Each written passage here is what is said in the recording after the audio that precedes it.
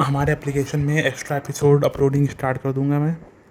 आज से ही स्टार्ट है पूरा। जो जो एपिसोड आप लोग यहाँ सुन रहे हैं वो वहाँ पर भी मिल जाएंगे, और उसके आगे के एपिसोड में डालना शुरू कर दूंगा आज से। शाम को तकरीबन 11-12 बजे के करीब आज अपलोड कर दूंगा गंगा और रूथलेस के एक्स्ट्रा एपिसोड्स, और डेली यूट्यूब पे आते रहेंगे। अल्टरनेट या फिर डेली हम लोग डालते रहते हैं यूट्यूब पे। ट्रू एसेंस इतनी प्रबल थी कि पूरा अरेना हिलने लगा। अगर वहां स्टेबलाइजिंग फॉर्मेशन न होती तो शायद अरेना टूट जाता। भीड़ में हलचल मच गई। लोग उसकी शक्ति देखकर दंग रह गए और कहने लगे कि अब गंगा की हार निश्चित है। तभी फैजल ने wind and thunder sword technique का इस्तेमाल किया। उसकी तलवार से निकली रोशनी ने पूरे अरेना को ढक लिया। उस स्वॉर्ड लाइट में हवा और बिजली की शक्ति थी, और वह इतनी तेज थी कि गंगा के पास बचने का कोई रास्ता नहीं दिख रहा था। स्टैंड्स के बीच बैठे सभी टॉप डिसाइपल्स ने तुरंत निष्कर्ष निकाल लिया कि मुकाबला खत्म हो चुका है। ओमकार ने भी शांत भाव से यही कहा कि यह लड़ाई यहीं समाप्त है। लेकिन अरेना पर खड़ा गंगा बिल्कुल शांत था। उसके चेहरे पर कोई डर नहीं था। वह जानता था कि फैजल भी यामिनी की तरह उसे लेसन सिखाने आया है, इसलिए उसने तय किया कि अब समय बर्बाद करने का कोई फायदा नहीं है। उसने अपनी तलवार उठाई और एक तेज हमला किया। उसने 5-फोल्ड विंड इंटेंट को सक्रिय किया, जिससे उसकी अटैक स्पीड कई गुना बढ़ गई। उसके साथ ही फॉलन स्टार का उपयोग किया और अपनी ट्रू एसेंस का लगभग 80% बाहर निकाला। एक चमकदार स्टार शेप्ड स्वॉर्ड एनर्जी तेजी से घूमती हुई आगे बढ़ी। जैसे ही वह फैजल के स्वॉर्ड लाइट से टकराई, एक जोरदार धमाका हुआ और गंगा का हमला सीधे उसके अटैक को चीरते हुए आगे बढ़ गया। सब कुछ इतनी तेजी से हुआ कि फैजल को समझने का मौका ही नहीं मिला। अगले ही पल वह देखता है कि गंगा का अटैक उससे सिर्फ कुछ मीटर दूर है। वह चौंक गया। उसे विश्वास ही नहीं हुआ कि उसका अटैक इतनी आसानी से तोड़ दिया गया। फिर भी अपने अनुभव के कारण उसने तुरंत खुद को संभाला। उसने अपनी तलवार को सामने लाकर उसमें ट्रू एसेंस भर दी और एक एनर्जी शील्ड बना लिया। उसका अनुमान था कि यह शील्ड कम से कम गंगा के अटैक की 80% शक्ति को रोक लेगी, बाकी 20% को वह पीछे हटकर संभाल लेगा। लेकिन हकीकत इससे बिल्कुल अलग थी। जैसे ही गंगा का अटैक उस शील्ड से टकराया, एक तेज धमाका हुआ और शील्ड तुरंत टूट गया। वह 80% तो दूर, 10% ताकत भी नहीं रोक पाया। अब फैजल सच में घबरा गया।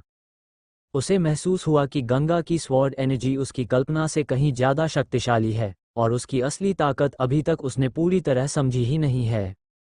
नहीं, फैजल घबराकर चिल्लाया जैसे ही उसका ट्रू युआन ची शील्ड टूट गया और फॉलिंग स्टार की स्वॉर्ड ची जोर से उसके शरीर से टकराई। उसने तुरंत अपनी ट्रू एसेंस को घुमाकर बचाव किया और तेजी से पीछे हटने लगा ताकि उस ताकत को कम कर सके। लेकिन उस वार की असहनीय पीड़ा ने उसके चेहरे को बिगाड़ कर दिया। वह दर्द से कराह उठा। सबसे खतरनाक बात यह थी कि उस स्वॉर्ड एनर्जी में विंड इंटेंट की गति भी शामिल थी, यानी चाहे वह कितना भी पीछे हटे, वह उस गति से बच ही नहीं सकता था। धमाका हुआ। फैजल सीधा उस वार से टकराया और उसका शरीर खून की धुंध में बदल गया। वह अनियंत्रित होकर पीछे उड़ गया। नहीं, वह घबरा गया। अगर वह मंच से गिर गया तो वह हार जाएगा। उसने अपनी चोटों की परवाह किए बिना तुरंत ट्रू एनर्जी चलाकर खुद को तेजी से नीचे गिराया ताकि अरेना के किनारे पर उतर सके और लड़ाई जारी रखे। लेकिन तभी एक हल्की हवा चली। वह हवा तेज नहीं थी, लेकिन उसने उसे आधा मीटर और पीछे धकेल दिया। लड़ाई के नियमों के अनुसार उड़ना मना था, और यही आधा मीटर उसे अरेना से बाहर ले गया। धप! उसके कदम भारी आवाज के साथ जमीन पर पड़े। फैजल अरेना से आधा मीटर दूर खड़ा था, सामने उस मंच को देख रहा था जो अब उसके लिए पहुंच से बाहर था। वह स्तब्ध रह गया। उसे यकीन ही नहीं हुआ कि वह इतनी आसानी से हार गया। सिर्फ वही नहीं, पूरे विनस स्क्वायर के लोग भी स्तब्ध थे। सबको लगा था कि गंगा हारेगा, लेकिन हारा फैजल था। और वह भी सिर्फ एक ही वार में। जूनियर ब्रदर ने ओपोनेंट को अंडरएस्टिमेट कर दिया। स्टैंड से एक शांत आवाज गूंजी। सबसे पहले संभलने वाला था ओमकार। उसकी आवाज ने सभी को झटके से होश में ला दिया। सिया ने सिर हिलाकर कहा कि फैजल ने ओपोनेंट को हल्के में लिया और गंगा थोड़ा लकी भी था। अगर आखिरी विंड इंटेंट न होता तो फैजल अरेना से बाहर नहीं गिरता। वीरू ने कहा कि अगर फैजल शुरुआत से पूरी ताकत लगाता तो गंगा ही बाहर गिरा होता। सिया ने जोड़ा कि मिड स्टेज के जूनियर से लड़ते समय कोई भी पूरी ताकत नहीं लगाता, इसलिए फैजल का लापरवाह होना स्वाभाविक है। ओमकार ने अफसोस जताते हुए कहा कि फैजल की ताकत टॉप 10 में आने लायक थी, लेकिन अब उसकी हार के कारण वह हिडन ड्रैगन टूर्नामेंट से बाहर हो गया, और अगर गंगा टॉप 10 में पहुंच गया तो अकेडमी की प्रतिष्ठा पर भी सवाल उठ सकते हैं। सिया ने फैजल की ओर देखते हुए कहा कि नियम तय हैं, हार हो चुकी है, अब कुछ नहीं किया जा सकता। नहीं, मैं नहीं हारा। अचानक फैजल फिर से अरेना पर कूद पड़ा। उसने गंगा की ओर उंगली उठाकर चिल्लाया कि उसने उसे नहीं हराया और यह जीत सही नहीं है। उसकी आवाज़ पूरे मैदान में गूंज गई और सभी डिसाइपल्स चौंक गए। नियम स्पष्ट थे, अरेना से बाहर गिरना हार है। उसका इस तरह चिल्लाना न सिर्फ अनुचित था, बल्कि अकेडमी के अधिकार को चुनौती देना भी था। गंगा, जो वापस जा रहा था, रुक गया और पीछे मुड़ा। पहले वो फैजल को सिर्फ सन की सोच वाला समझता था, लेकिन अब वो उसे तुच्छ समझने लगा। उसने सिर हिलाकर कहा कि हार तो हार होती है, इतना हंगामा क्यों? फैजल ने ठंडे स्वर में कहा कि उसने पूरी ताकत नहीं लगाई थी। गंगा ने उसे चौंका दिया और नियमों का फायदा उठाकर उसे बाहर गिराया, इसलिए ये जीत गलत है। गंगा हंसा और बोला कि अगर कोई अपनी पूरी ताकत इस्तेमाल नहीं करता तो यह उसकी गलती है। जहां तक बैटलफील्ड की बात है, वह हमेशा बदलता रहता है। अगर कोई उसका फायदा उठाना नहीं जानता तो वह उसकी कमजोरी है। उसने तिरस्कार से कहा कि अगर हर चीज में शिकायत करनी है तो लड़ाई छोड़कर कीचड़ में जाकर खेलना बेहतर है। ये कहकर वह मुड़ गया और स्टैंड्स की ओर उड़ गया। उसकी बात सुनकर कई डिसाइपल्स ने फैजल को तुच्छ नजरों से देखना शुरू कर दिया। कुछ लोग धीरे धीरे उसकी आलोचना भी करने लगे। हालांकि कुछ लोग अब भी मानते थे कि गंगा सिर्फ लकी था, लेकिन फैजल के लिए ये सब मायने नहीं रखता था। वो सिर्फ अपमान सुन रहा था। गंगा के शब्द, कीचड़ में जाकर खेलो, उसके दिमाग में गूंज रहे थे। उसका गुस्सा चरम पर पहुंच गया। अचानक उसने नियमों की परवाह करना छोड़ दिया और गंगा के पीछे दौड़ पड़ा। वो चिल्लाया कि वह लाइफ एंड डेथ बैटल करेगा और असली ताकत से फैसला करेगा। उसकी उग्र ट्रू एसेंस पूरे स्टैंड्स में फैल गई। कई कमजोर डिसाइपल्स उस दबाव से कांपने लगे, उनकी सांस तक रुकने लगी। ये देखकर वीरू का चेहरा बदल गया। उसने कहा कि फैजल पागल हो गया है और अकेडमी उसे सख्त सजा देगी। सिया तुरंत उठ खड़ी हुई और बोली कि उसे रोकना जरूरी है, वरना वह गंगा को घायल या मार भी सकता है। लेकिन तभी ओमकार ने उसे रोक लिया। उसने शांत स्वर में कहा कि मोबिन मौजूद है, इसलिए फैजल कुछ नहीं कर पाएगा। सिया ने दूर देखा। मोबिन हवा में बैठा था, लेकिन दूरी काफी थी। उसे लगा कि फैजल का पहला वार रोकना मुश्किल होगा। उसने चिंतित होकर पूछा, लेकिन ओमकार ने उदासीन नज़र से गंगा को देखा और कहा कि वह घमंडी है, थोड़ा चोट लगना उसके लिए अच्छा होगा, उन्हें हस्तक्षेप करने की जरूरत नहीं है। सिया कुछ पल झिझकी, लेकिन आखिरकार वह बैठ गई। उसी समय गंगा ने पीछे से आती ऊर्जा को महसूस किया। उसकी आंखों में ठंडी चमक उभरी। जैसे ही वह मुड़ा, उसने महसूस किया कि फैजल सिर्फ हमला ही नहीं कर रहा, बल्कि उसे मारने की नीयत भी रखता है। कितना निर्दयी! ये लोग सच में मुझे मारने की कोशिश कर रहे थे। फैजल की ठंडी हत्या की मंशा को महसूस करते ही गंगा की नज़र तुरंत ठंडी हो गई। एक ही सेक्ट से होने के कारण वह अपमान, उकसावे या निशाना बनाए जाने जैसी बातों को नज़रअंदाज कर सकता था, लेकिन कोई उसे मारने की कोशिश करे, ये वह बिल्कुल बर्दाश्त नहीं कर सकता था। Wind and thunder roar. Faisal का चेहरा गुस्से से बिगाड़ हो गया। गंगा तक पहुंचते ही उसने अपनी तलवार घुमाई और उस पर जोरदार वार किया।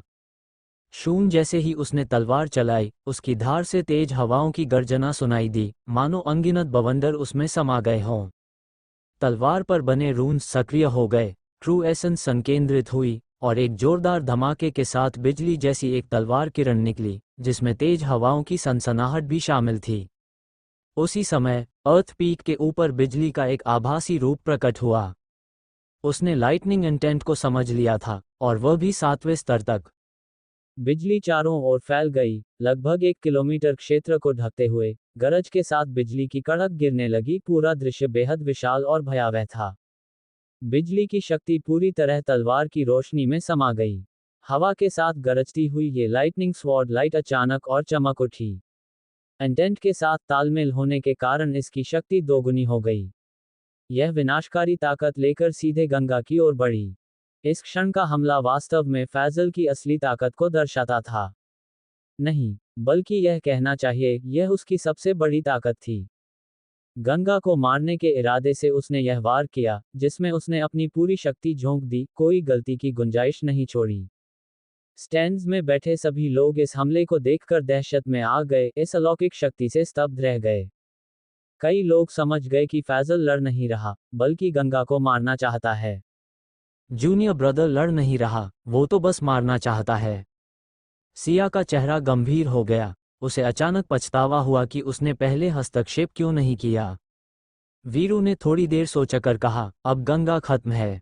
ओमकार ने गंगा की ओर उदासीन नजर से देखा, कुछ नहीं कहा, मानो एक mid stage soul condensation realm के जूनियर की जान मौत उसके लिए कोई मायने नहीं रखती। फैजल, तुम्हारी हिम्मत कैसे हुई इतना निर्दयी बनने की? जैसे ही अर्थ पीक ने अपनी डिवाइन पावर छोड़ी, आसमान से मोबिन की तीखी आवाज गूंजी। गंगा पर हमला देखकर वह भी चौंक गया था। हालांकि उसे गंगा की पूरी ताकत का अंदाजा नहीं था, लेकिन उसे पता था कि वाइस डीन एलिसन गंगा को बहुत ऊंचा मानते हैं। और साहिल, जो अभी स्टार टेक्निक का अभ्यास कर रहा है और अनडाइंग रेल्म में प्रवेश करने वाला है, उसका गंगा से गहरा संबंध है। अगर गंगा को उसकी निगरानी में कुछ हो जाता, तो भले ही साहिल और एलिसन कुछ न कहते, लेकिन मोबीन खुद किसी को जवाब नहीं दे पाता। इसलिए जैसे ही फैजल ने हमला शुरू किया, वह उसे रोकना चाहता था। लेकिन वह एक पल के लिए हिचकिचाया। वह देखना चाहता था कि गंगा कितना मजबूत है, क्या वह इस हमले को झेल सकता है या नहीं। और उसी पल उसे पछतावा हो गया। जब फैजल ने पूरी ताकत से वार किया, तब मोबिन को समझ आया कि वह हराने नहीं, बल्कि मारने आया है। अर्थ पीक पूरे लेक्सस पीक में टॉप 5 ताकतवर लोगों में से एक था। मोबिन के अनुसार, अगर वह पूरी ताकत से हमला करे, तो गंगा के पास बचने का कोई मौका नहीं था। गलत हो गया। मोबिन को अपनी गलती का एहसास हुआ और वह तुरंत उनकी ओर दौड़ा, लेकिन अब बहुत देर हो चुकी थी। वह सोचने लगा कि अगर गंगा मारा गया, तो वह एलिसन और साहिल को क्या जवाब देगा। उसी क्षण, गंगा ने लाइटनिंग स्वॉर्ड लाइट की ओर देखा और अचानक हरकत में आ गया। मौत को बुला रहे हो? गंगा की आंखों में हत्या की चमक आई। उसने मन ही मन ठंडा स्वर में कहा। विंड इंटेंट से अपनी गति और आक्रमण को बढ़ाते हुए वह मुड़ा और पीछे से आ रही विंड एंड थंडर रॉड पर तलवार चला दी। 9 स्टार्स अलाइंड। एक पल में उसने लगातार 9 वार किए। 9 सितारों जैसी तलवार ऊर्जा आपस में जुड़कर एक त्रिआयामी आकृति बन गई, जिसने न सिर्फ wind and thunder sword light को घेर लिया, बल्कि अर्थ पीक भी उसमें फंस गया। उसी समय तेज आंधी चली और एक गहरी ड्रैगन रॉर गूंजी। आग का अजगर हवा के साथ उठकर उन 9 सितारों के बीच घूमने लगा। उसका प्रभुत्व ऐसा था जैसे असली ड्रैगन हो, जो सभी जीवों को नीचे देख रहा हो। 5 स्तर का विंड इंटेंट और 7 स्तर का फायर ड्रैगन इंटेंट एक साथ इस शक्ति में जुड़ गए। गंगा की तीसरे स्तर की ट्रू एसेंस के साथ 9 स्टार्स अलाइनमेंट की शक्ति इतनी भयानक हो गई कि स्टैंड्स में बैठे हर व्यक्ति का दिल कांप उठा। आग के ड्रैगन की जलती हुई शक्ति और बैंगनी लाल रोशनी ने पूरे आसमान को रंग दिया। यहाँ तक कि बिजली से भरा आसमान भी बैंगनी लाल हो गया और फायर ड्रैगन के दबाव में डगमगाने लगा। एक ही स्तर के इंटेंट में भी गुणवत्ता का अंतर होता है, और फायर ड्रैगन इंटेंट स्पष्ट रूप से लाइटनिंग इंटेंट से ज्यादा शक्तिशाली था। इस समय पूरा विनस स्क्वायर गंगा की शक्ति से ढक गया था, मानो यह उसका अपना क्षेत्र हो। अगले ही पल, कोई प्रतिक्रिया दे पाता, उससे पहले ही एक जोरदार धमाके के साथ 9 स्टार्स अलाइनमेंट ने हमला किया और विंड एंड थंडर रॉर को पूरी तरह तोड़ दिया। हवाएं गायब हो गईं, बिजली का दृश्य टूटकर बिखर गया। वह बेहद शक्तिशाली लाइटनिंग स्वॉर्ड बीम तुरंत विस्फोट होकर ऊर्जा के टुकड़ों में बदल गई, जो 9 सितारों की संरचना में इधर-उधर टकराती रही, लेकिन बाहर निकल नहीं पाए और धीरे धीरे पूरी तरह खत्म हो गई। दोनों शक्तियां एक ही स्तर की नहीं थीं। विंड एंड थंडर रॉर पूरी तरह 9 स्टार्स अलाइनमेंट के सामने कुचल गया। ये कैसे हो सकता है? क्या मैं सपना देख रहा हूं? फैजल कांप उठा। सामने आते हुए 9 स्टार्स को देखकर वह पूरी तरह स्तब्ध था। उसे यकीन ही नहीं हो रहा था कि ये सच है। वह सोल कंडेंसेशन रेल्म के शिखर पर था, अपने साथियों में एक शक्तिशाली योद्धा। उसने पूरी ताकत से एक मिड स्टेज कल्टिवेटर को मारने की कोशिश की, लेकिन असफल रहा। और उसकी अपनी शक्ति पूरी तरह कुचल दी गई। सब कुछ अवास्तविक लग रहा था, लेकिन 9 स्टार्स की भयावह ऊर्जा ने उसे बता दिया, ये सपना नहीं, हकीकत है। गंगा सच में इतना शक्तिशाली है? नहीं, मैं हार मानता हूँ। फैजल होश में आया और जोर से चिल्लाया, लेकिन 9 stars alignment void breaking palm या स्काई फॉलोइंग एरो जैसा नहीं था। एक बार निकलने के बाद वह गंगा के कंट्रोल में नहीं रहता, और अगर रहता भी तो गंगा उसे वापस नहीं लेता। दुश्मनों के सामने वह कभी दया नहीं दिखाता। गंगा, नहीं, तुम मुझे मार नहीं सकते। जैसे ही 9 स्टार्स उसकी ओर बढ़े, फैजल का चेहरा डर से सफ़ेद पड़ गया। वह जानता था कि वह इसका सामना नहीं कर सकता, इसलिए जान बचाने के लिए पीछे भागने लगा। लेकिन वह पहले ही 9 स्टार्स के घेरे में आ चुका था, अब बचने का कोई रास्ता नहीं था। धमाका, खून हर तरफ बिखर गया। घबराहट में फैजल अपनी ट्रू एसेंस से खुद को बचाना भी भूल गया। उसका पूरा शरीर 9 स्टार्स के हमले से चूर चूर होकर धूल में बदल गया। अभी कुछ ही क्षण पहले फैजल पूरी तरह से ही सलामत था, लेकिन 9 स्टार्स अलाइनमेंट के बाद उसका पूरा शरीर खून और मांस के टुकड़ों में बदल गया। वह सोल कंडेंसेशन स्टेज के शिखर का कल्टिवेटर था, ड्रैगन पीक के शीर्ष विशेषज्ञों में से एक। फिर भी वह इस तरह मर गया जैसे कुछ था ही नहीं। आसमान से खून और मांस के टुकड़े बरसने लगे। दृश्य इतना भयानक और चौंकाने वाला था कि सब स्तब्ध रह गए। पूरा विनस स्क्वायर एकदम खामोश हो गया, सुई गिरने की आवाज भी साफ सुनाई दे सकती थी। यहां तक कि वॉइड रेल्म के मोबिन भी इस पल पूरी तरह स्तब्ध रह गए। अभी अभी गंगा ने नहीं, सीनियर ब्रदर ने सीनियर ब्रदर को मार दिया। लंबी खामोशी के बाद आखिर किसी ने बोलना शुरू किया। उसकी आवाज ने सन्नाटा तोड़ दिया। सभी लोग अपने होश में आए और गंगा की ओर देखने लगे। हर कोई सोच रहा था कि अभी जो हुआ, क्या वो सच था? अचानक पूरा विनस स्क्वायर शोर से गूंज उठा। सीनियर ब्रदर की ताकत ड्रैगन पीक में टॉप 5 में थी, फिर भी उसे सीनियर ब्रदर ने एक ही वार में मार दिया। ये अविश्वसनीय है। जो हमने देखा उससे साफ है कि सीनियर ब्रदर असाधारण रूप से शक्तिशाली है। वह सिर्फ मिड स्टेज सोल कंडेंसेशन में है, फिर भी उसकी लड़ाई की ताकत इस स्तर तक पहुंच चुकी है। अगर वह आगे बढ़ा तो सोचो क्या होगा। सीनियर ब्रदर को जीनियस कहना बिल्कुल सही है। कुछ ही पलों में स्टैंड्स में बैठे शिष्य जो पहले गंगा का मजाक उड़ा रहे थे, अब उसकी तारीफ करने लगे, उसे जीनियस कहकर उसकी प्रशंसा कर रहे थे। कुछ तो यहाँ तक कहने लगे कि उसकी ताकत अब ओमकार के बराबर है। एल्डर मो, मैंने अभी अनजाने में सीनियर ब्रदर को मार दिया। क्या मैंने अकेडमी के नियमों का उल्लंघन किया है? तभी गंगा की आवाज गूंजी। उसने मोबिन की ओर हाथ जोड़कर सम्मान से पूछा। मोबिन होश में आया, फैजल के अवशेष की ओर देखा और तुरंत निर्णय लेते हुए बोला, फैजल ने नियम तोड़े और तुम्हें मारने की कोशिश की। तुमने आत्मरक्षा में उसे मारा, तुमने कुछ गलत नहीं किया। अकेडमी तुम्हें इसके लिए जिम्मेदार नहीं ठहराएगी। धन्यवाद, एल्डर मो। गंगा ने झुककर सम्मान जताया और वापस स्टैंड्स में जाकर रविंद्र के पास बैठ गया। जैसे ही वह बैठा, आसपास के शिष्य जो पहले उसकी घमंड की आलोचना कर रहे थे, अब डर और सम्मान से भर गए। वे तुरंत उससे दूर हट गए, कोई उसके पास आने की हिम्मत नहीं कर रहा था। कुछ ही पलों में गंगा के आसपास एक खाली जगह बन गई, जिससे वह और भी अलग और प्रभावशाली दिखने लगा। इस लड़ाई के बाद ड्रैगन पीक के सभी शिष्यों ने उसकी ताकत देख ली और उसकी छवि पूरी तरह बदल गई। मोबिन के निर्देश पर चयन प्रक्रिया फिर से शुरू हुई। शिष्य फिर से अरेना की ओर ध्यान देने लगे, लेकिन अभी जो हुआ वह किसी के दिमाग से नहीं निकल रहा था। गंगा का एक ही वार में अर्थ पीक को धूल में बदल देना, ये दृश्य शायद कई लोगों को जिंदगी भर याद रहेगा। स्टैंड्स के बीचों बीच ओमकार और बाकी लोग चुप बैठे थे। कई मुकाबलों के बाद भी वे चुप ही रहे, हर कोई गंगा की उस भयावह शक्ति को याद कर रहा था। यामिनी, जो पहले सोच रही थी कि फैजल उसका बदला लेगा, अब डर से कांप रही थी। वो सोच भी नहीं पा रही थी कि अगर गंगा ने उसके खिलाफ वही शक्ति इस्तेमाल की तो उसका अंत कितना भयानक होगा। नतीजा वही होगा, वह भी फैजल की तरह धूल में बदल जाएगी। ये सोचकर यामिनी और ज्यादा डर गई और सोचने लगी कि क्या उसे गंगा से माफी मांग लेनी चाहिए। गंगा की असली ताकत, अगर मैं उससे लड़ूं तो शायद मेरी जीत की संभावना सिर्फ 40% होगी। अचानक वीरू ने सिर हिलाते हुए कहा। उसकी आवाज ने फिर से माहौल तोड़ा।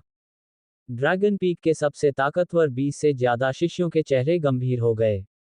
किसी ने कहा, मुझे मानना पड़ेगा कि मैं सीनियर ब्रदर जितना मजबूत नहीं हूं। अगर गंगा से सामना हुआ तो मैं जरूर हार जाऊंगा।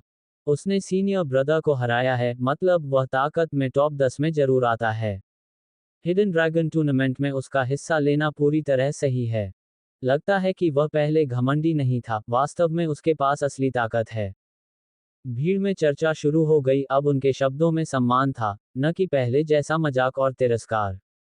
सिया ने गंगा की ओर देखा और सोचा, उसकी ताकत सच में बहुत ज्यादा है। अगर मैं उससे लड़ूं, तो जीत की संभावना 6040 होगी। और उसने अभी अपनी स्टार एनर्जी भी इस्तेमाल नहीं की है, तो उसकी असली सीमा क्या है, कहना मुश्किल है। वीरू ने कहा, लगता है हम में से सिर्फ सीनियर ब्रदर ही उसे निश्चित रूप से हरा सकते हैं। नहीं। ओमकार ने सिर हिलाया और कहा, अकेडमी में मुझसे ज्यादा ताकतवर कई सीनियर ब्रदर्स हैं, बस उनकी उम्र 40 से ज्यादा है, इसलिए वे हिडन ड्रैगन टूर्नामेंट में भाग नहीं लेते। वीरू बोला, वे सभी सीनियर डिसाइपल्स अभी एकांत में कल्टिवेशन कर रहे हैं, वॉइड रेल्म में प्रवेश के लिए। वे सालाना परीक्षा में भी भाग नहीं लेते, लेकिन उनका टैलेंट हमसे तुलना नहीं कर सकता, चाहे वे 100-200 साल भी साधना करें। कितने लोग वास्तव में वॉइड रेल्म तक पहुंचेंगे? सिया ने कहा, 40 साल से कम उम्र वालों में कोई भी सीनियर ब्रदर का मुकाबला नहीं कर सकता, और उनके टैलेंट के साथ भविष्य में उनका वॉइड रेल्म में पहुंचना तय है। उनका नाम ड्रैगन मार्शल एकेडमी और पूरे ब्लैक स्टार में हमेशा याद रखा जाएगा। ओमकार की आंखों में गर्व की चमक आई, लेकिन उसने विनम्रता से कहा, मेरी तारीफ मत करो। अगर पूरे ब्लैक स्टार में देखा जाए, तो 40 साल से कम उम्र में मैं मुश्किल से टॉप 100 में आऊंगा। जो भी हो, कम से कम गंगा तुम्हें नहीं हरा सकता। वीरू ने गंगा की ओर तेज नजर से देखा, मानो कुछ सोच रहा हो। फिर उसने ओमकार से कहा, तेजस, अगर तुम गंगा से लड़ो, तो उसे अच्छी तरह हराना, नहीं तो हमारी इज्जत कैसे बचेगी? वह अभी लेक्सस पीक में नया आया है और इतना घमंड दिखा रहा है। हम सभी एक ही सेक्ट के हैं, हमें ताकत के आधार पर ही निर्णय लेना चाहिए, गुटबाजी नहीं करनी चाहिए। ओमकार मुस्कुराया और वीरू को टोका। फिर उसकी नज़र ठंडी हो गई और उसने गंभीर स्वर में कहा, लेकिन जूनियर ब्रदर भले ही ताकतवर है और उसे घमंड करने का हक है, पर वह बहुत निर्दयी है। उसने बिना सोचे समझे जूनियर ब्रदर को मार दिया। मैं इसे अनदेखा नहीं कर सकता। वीरू ने तुरंत पूछा, तेजस, तुम क्या करने वाले हो? ओमकार की आंखों में चमक आई। उसने सोचते हुए कहा, सीधी बात है, उसे हराना होगा, उसकी आत्मविश्वास को तोड़ना होगा, और उसे समझाना होगा कि वर्ल्ड में हमेशा उससे ज्यादा ताकतवर लोग होते हैं। ओमकार को गंगा को निशाना बनाते देख आसपास के शिष्यों के चेहरे पर उत्सुकता साफ दिखाई देने लगी। उनकी नज़र में भले ही गंगा ताकतवर था, लेकिन ओमकार से मुकाबला करना अभी भी उसके लिए काफी दूर की बात थी। ये कहना झूठ होगा कि उन्हें गंगा से जलन नहीं थी। अगर गंगा को ओमकार सबके सामने हरा देता, तो वे लोग खुशी खुशी तमाशा देखते। लेकिन सबसे ज्यादा उत्साहित थी यामिनी। हालांकि वह गंगा से डरती थी और उसने उससे माफी मांगने का भी सोचा था। लेकिन अगर गंगा सबके सामने हारकर अपमानित हो जाता, तो उसे लगता कि उसका बदला पूरा हो गया। वो मन ही मन ठंडी हंसी हंसी, HMPH, गंगा, देखते हैं जब तुम सीनियर ब्रदर से टकराओगे तब भी इतने शांत रह पाते हो या नहीं। इसी समय ओमकार की बारी आ गई। उसका मुकाबला एक खूबसूरत महिला शिष्या से था। वह बेहद आकर्षक थी और उसका फिगर भी बहुत हॉट था, बिल्कुल किसी परी जैसी। लेकिन ओमकार बिल्कुल शांत रहा, उस पर उसकी सुंदरता का कोई असर नहीं पड़ा। उसने सिर्फ एक ही चाल में उस महिला शिष्या को हरा दिया। फिर भी उसने एक सज्जन की तरह व्यवहार किया। रिंग से उतरने के बाद उसने उसे उठाया, सांत्वना दी और फिर अपनी जगह पर लौट गया। जैसे ही उसने उसे उठाया, स्टैंड्स में बैठी अनगिनत लड़कियां उससे जलने लगी, सोचने लगी कि काश वे उसकी जगह होती। इसके बाद मुकाबले लगातार चलते रहे। 15 मुकाबले हुए और 2 घंटे के अंदर खत्म हो गए। फैजल के गंगा के हाथों बाहर होने के अलावा बाकी सभी सीडेड खिलाड़ी जीतकर टॉप 15 में पहुंच गए। इन 15 में से 5 बाहर होंगे और बाकी 10 हिडन ड्रैगन टूर्नामेंट के लिए क्वालिफाई करेंगे। क्योंकि संख्या विषम थी, एक व्यक्ति को बाय मिला। लेकिन बाय पाने वाला सीधे टॉप 10 में नहीं जाएगा, उसे बाहर हुए खिलाड़ियों से लड़कर अपनी जगह पक्की करनी होगी। चौंकाने वाली बात यह थी कि ड्रॉ के बाद ये बाई ओमकार को मिला, जो थोड़ा मज़ेदार भी था। हालांकि बाकी 14 लोगों ने राहत की सांस ली, कम से कम अभी उन्हें ओमकार से नहीं भिड़ना पड़ेगा। मुकाबले फिर शुरू हुए। पहला मुकाबला सिया और एक आदमी शिष्य के बीच हुआ। वो शिष्य सिया के सामने बिल्कुल टिक नहीं पाया, 3 ही चालों में हारकर मंच से नीचे गिर गया। उसने पूरी ईमानदारी से हार स्वीकार की, झुककर प्रणाम किया और अपनी जगह पर लौट गया। अगले 4 मुकाबलों के परिणाम भी उम्मीद के अनुसार ही रहे। जो जीतने वाले थे वे जीते और जो हारने वाले थे वे हार गए। आखिरकार ये सभी शिष्य काफी समय से ड्रैगन पीक पर थे, इसलिए हर कोई एक दूसरे की ताकत जानता था और कोई बड़ा उलटफेर नहीं हुआ। 5वें मुकाबले में गंगा की बारी आई। उसका मुकाबला था वीरू से। जैसे ही यह जानकारी घोषित हुई, पूरा मैदान उत्साह से गूंज उठा। सीनियर ब्रदर का मुकाबला सीनियर भाई लोकी से है। देखते हैं दोनों में कौन ज्यादा ताकतवर है। सीनियर भाई लोकी एकेडमी में 3रे स्थान पर है और उसकी ताकत फैजल से भी ज्यादा है। कहना मुश्किल है कौन जीतेगा। गंगा ने सीनियर ब्रदर को कुचल दिया, लेकिन सीनियर भाई लोकी ऐसा नहीं कर सकता, इसलिए गंगा ज्यादा मजबूत होना चाहिए। मुझे लगता है सीनियर भाई लोकी ज्यादा ताकतवर है। जैसे ही गंगा और वीरू का मुकाबला शुरू होने वाला था, स्टैंड्स में चर्चा और तेज हो गई।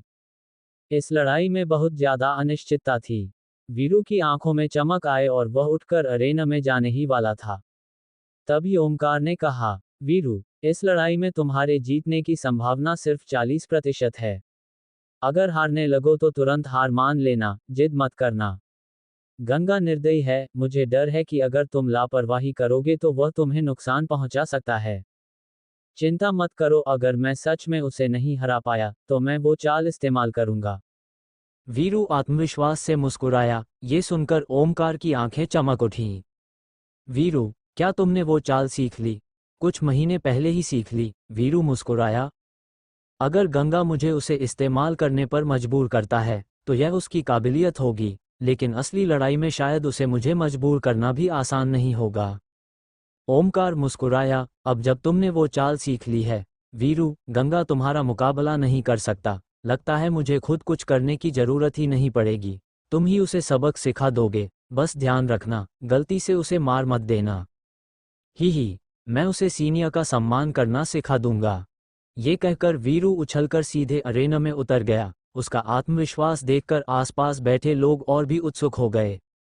सिया ने पूछा, सीनियर ब्रदर, जूनियर भाई लोकी ने कौन सी चाल सीखी है? वह इतना आत्मविश्वासी क्यों है? ओमकार रहस्यमय तरीके से मुस्कुराया, अभी नहीं बताऊंगा, जब देखोगी तब समझ जाओगी। सिया ने नाराज होकर कहा, आपने मुझे भी नहीं बताया? ओमकार हंस पड़ा, तुम्हें बताता हूं, लेकिन किसी और को मत बताना। ठीक है, सिया ने तुरंत सिर हिलाया। कुछ ही क्षण बाद उसके चेहरे पर हैरानी छा गई। उसने वीरू की ओर देखते हुए कहा, तुमने ये चाल छुपा कर रखी थी, सालाना मुकाबले में भी इस्तेमाल नहीं किया। लगता है अब सीनियर ब्रदर के बाद तुम ही सबसे ताकतवर हो। ये सुनकर बाकी लोग और भी उत्साहित हो गए। अब सभी को समझ आ गया कि वीरू अपनी असली ताकत छुपा रहा था। धीरे धीरे पूरे मैदान में यह बात फैल गई कि उसके पास एक खास चाल है। लोगों की राय बदलने लगी। अब ज्यादातर लोग मानने लगे कि गंगा हार सकता है। गंगा ने भी ये सब सुना, लेकिन उसने बिल्कुल ध्यान नहीं दिया। वह सीधे उड़कर अरेना में पहुंचा, वीरू की ओर हाथ जोड़कर बोला, सीनियर भाई लोकी। गंगा और वीरू के बीच पहले कोई दुश्मनी नहीं थी, इसलिए जैसे ही गंगा मंच पर पहुंचा, उसने झुककर अभिवादन किया। लेकिन वीरू ने उसे तिरस्कार भरी नजर से देखा, हाथ पीछे बांध लिए और घमंडी अंदाज में खड़ा रहा। उसने अभिवादन लौटाने की जरा भी कोशिश नहीं की। गंगा हल्का सा मुस्कुराया, हाथ नीचे कर लिया और कुछ नहीं कहा। वीरू मुस्कुराया और बोला, जूनियर ब्रदर, तुम्हारी ताकत सच में उम्मीद से परे है। तुम पूरे ड्रैगन पीक में टॉप 3 में आने के लायक हो।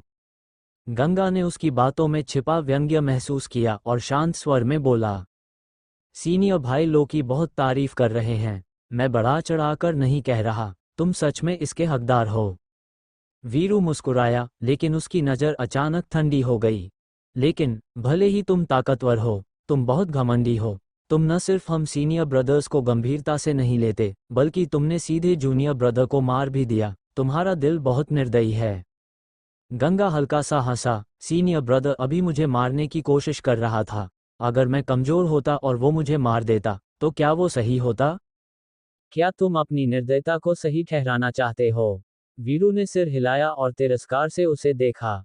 गंगा ने शांत स्वर में कहा, जो अलग रास्तों पर चलते हैं वे साथ योजना नहीं बना सकते। तुम्हारा छोटा सा समूह मुझे नीचा समझता है तो मैं तुम्हें क्यों समझाऊं? इतना कहकर गंगा ने अपना 3 पैटर्न वाला शैंग्रेड तलवार निकाल ली और बिना कुछ और बोले एल्डर के आदेश का इंतजार करने लगा। खून। वीरू ने उसकी तलवार की ओर देखा, ठंडी सांस भरी और अपनी तलवार निकाल ली, एक 3 पैटर्न वाली सांप जैसी आकृति वाली तलवार। जैसे ही उसने तलवार निकाली, उसका पूरा व्यक्तित्व बदल गया, वह ठंडा और रक्तपिपासु हो गया, बिल्कुल एक जहरीले सांप की तरह, जैसे किसी भी पल वार करने के लिए तैयार हो। लड़ाई शुरू होने से पहले ही अरेना का माहौल बेहद तनावपूर्ण हो गया। गंगा वीज वीरू शुरू। रेफरी एल्डर ने आदेश दिया। जैसे ही शब्द खत्म हुए, एक सस की आवाज गूंजी। आवाज तेज नहीं थी, लेकिन उसे सुनकर लोगों की रूह कांप गई, जैसे आवाज सीधे हड्डियों तक पहुंच रही हो। वीरू के सिर के ऊपर एक विशाल अजगर, पाइथन, का भ्रम प्रकट हुआ। उसकी लाल जीभ बाहर निकली हुई थी और उसकी आंखों में खून की प्यास झलक रही थी। यह उसकी 7th लेवल पाइथन इंटेंट थी। फैजल की गलती से सीख लेकर वीरू ने गंगा को हल्के में नहीं लिया और तुरंत अपना इंटेंट जारी कर दिया। उसी समय उसने अपनी स्नेक शेप्ड तलवार घुमाई, वो अचानक छिपे हुए जहरीले सांप की तरह गंगा पर झपटी। The mad serpent seizes the dragon. जैसे ही उसने वार किया, तलवार के तीनों रून्स सक्रिय हो गए। तलवार मानो जीवित हो उठी और सांप की तरह लहराने लगी। एक सांप जैसी तलवार किरण निकली, जिसकी शक्ति से हवा कांप उठी और जोरदार धमाका हुआ। वो तलवार किरण एक असली सांप जैसी दिख रही थी, जीभ निकालते हुए सीधे गंगा की ओर बढ़ रही थी। 7 स्तर का पाइथन इंटेंट उस हमले में मिल गया, जिससे वो और भी भयावह और खतरनाक बन गया। स्टैंड्स में बैठे लोग चर्चा करने लगे। सीनियर भाई लोकी ने शुरू से ही पूरी ताकत लगा दी। मैड सर्पेंट सीजर्स द ड्रैगन कोई साधारण चाल नहीं है। इसकी ताकत थोड़ी कम है उस चाल से जो गंगा ने जुओं को मारने में इस्तेमाल की थी, लेकिन फिर भी गंगा को पूरी ताकत लगानी पड़ेगी। और मत भूलो, सीनियर भाई लोकी के पास अभी भी एक सीक्रेट मूव बाकी है। लोगों की नजरें अरेना पर टिकी थीं। गंगा ने सामने आती हुई तलवार किरण को देखा और मुस्कुराया। एक पागल सांप ड्रैगन को निगलना चाहता है। ये छोटा सा सांप ड्रैगन को खा सकता है। उसने अपनी 3 पैटर्न तलवार आगे बढ़ाई, रून सक्रिय हुए, फायर ड्रैगन और गले इंटेंट निकल पड़े। एक पल में 9 स्टार्स अलाइनमेंट बन गया और सीधे पाइथन स्वॉर्ड लाइट पर टूट पड़ा। क्योंकि अरेना में उड़ना मना था, गंगा ने इस बार जियोमेट्री बनाकर घेरने की बजाय 9 सितारों को दीवार की तरह सजा दिया, जो सीधे आगे बढ़ते हुए वीरू की ओर धकेलने लगे। 9 स्टार्स अलाइनमेंट की शक्ति तुरंत मैड सर्पेंट को दबाने लगी। जैसे ही फायर ड्रैगन प्रकट हुआ, सांप की ऊर्जा पीछे हटने लगी, कांपने लगी। दोनों हमलों की ताकत में जमीन आसमान का फर्क था। स्पष्ट था कि गंगा का हमला वीरू से 2 स्तर ऊपर था। और यह भी साफ था कि गंगा अभी पहले से भी ज्यादा ताकतवर हो गया था। स्टैंड्स में बैठे लोग ये देखकर दंग रह गए। उन्हें लगा था कि फैजल को मारते समय गंगा अपनी सीमा पर था, लेकिन अब लग रहा था कि वह अभी भी आसानी से लड़ रहा है। गंगा ने अभी तक अपनी स्टार एनर्जी भी इस्तेमाल नहीं की है, फिर भी उसकी ताकत इतनी है, ये डरावना है। सिया ने गंभीर होकर कहा। ओमकार बोला, वह सच में ताकतवर है, लेकिन वीरू को हराना इतना आसान नहीं होगा। सिया ने सिर हिलाया। अगर वीरू वो चाल इस्तेमाल करके भी नहीं जीत पाया, तो ये सच में चौंकाने वाला होगा। अरेना पर वीरू चौंक गया, इतनी शक्तिशाली ट्रू एसेंस। ये मुझसे भी ज्यादा है, जबकि वो सिर्फ मिड स्टेज में है। असल में, गंगा की ट्रू एसेंस 3 बार स्टार एनर्जी ट्रांसफॉर्मेशन से गुजर चुकी थी, इसलिए उसकी गुणवत्ता और मात्रा दोनों दूसरों से कई गुना ज्यादा थी। धमाक। 9 स्टार्स अलाइनमेंट ने मैड सर्पेंट को तोड़ दिया। सांप की ऊर्जा और तलवार की शक्ति दोनों टूटकर खत्म हो गईं। हालांकि, इस हमले ने 9 स्टार्स की ताकत को थोड़ा कम जरूर किया। अब दीवार जैसी 9 स्टार्स उसकी ओर बढ़ रही थीं। वीरू की आंखों में चमक आई, उसने अपने पैरों में शक्ति इकट्ठी की और जोर से छलांग लगाई। अरेना में उड़ना मना था, लेकिन छलांग लगाना मना नहीं था। उसकी गति अचानक बहुत तेज हो गई। एक काली परछाई आसमान में उछली और अधिकांश शिष्यों को सिर्फ एक धुंधली झलक दिखी और वीरू गायब हो गया, मानो हवा में विलीन हो गया हो। 9 स्टार्स अलाइनमेंट पूरे अरेना में फैल गया, लेकिन वीरू उसे चकमा देकर आगे बढ़ गया और हमला करते हुए स्टैंड्स की दिशा में निकल गया। ये देखकर स्टैंड्स में बैठे शिष्य बिल्कुल भी घबराए नहीं, क्योंकि अरेना के बाहर एक एनर्जी अरे था जो ऊर्जा को सीमित करता था। वॉइड रेल्म से नीचे का कोई भी कल्टिवेटर उसे तोड़ नहीं सकता था। गड़गड़ाहट। 9 स्टार्स अचानक ऐसे फट गए जैसे किसी अदृश्य दीवार से टकरा गए हों। ऊर्जा दोनों तरफ फैलकर धीरे धीरे खत्म हो गई। लेकिन अब किसी का ध्यान 9 स्टार्स पर नहीं था। सबकी नज़र विनस स्क्वायर के बीच वाले अरेना पर थी। अरेना में सिर्फ गंगा खड़ा था। वीरू मानो हवा में गायब हो गया हो। क्या हुआ? सीनियर भाई लोकी कहाँ गया? क्या ये कोई मूवमेंट टेक्निक है? कमाल है, इतनी तेज की दिख ही नहीं रहा। क्या यही उसका वो सीक्रेट मूव है? स्टैंड्स में हैरानी की आवाज़ें गूंजने लगीं। इतनी तेज रफ्तार, मैं भी साफ नहीं देख पा रहा। क्या ये मिड ग्रेड शैन level movement technique wind shadow without a trace है? ओमकार के पीछे बैठे एक पीक सोल कंडेंसेशन एक्सपर्ट ने कहा। वह खुद एक टॉप एक्सपर्ट था, फिर भी वीरू को नहीं देख पा रहा था। इससे सब और भी हैरान हो गए। Wind shadow without a trace का नाम सुनते ही कई शिष्यों की आंखें फैल गईं।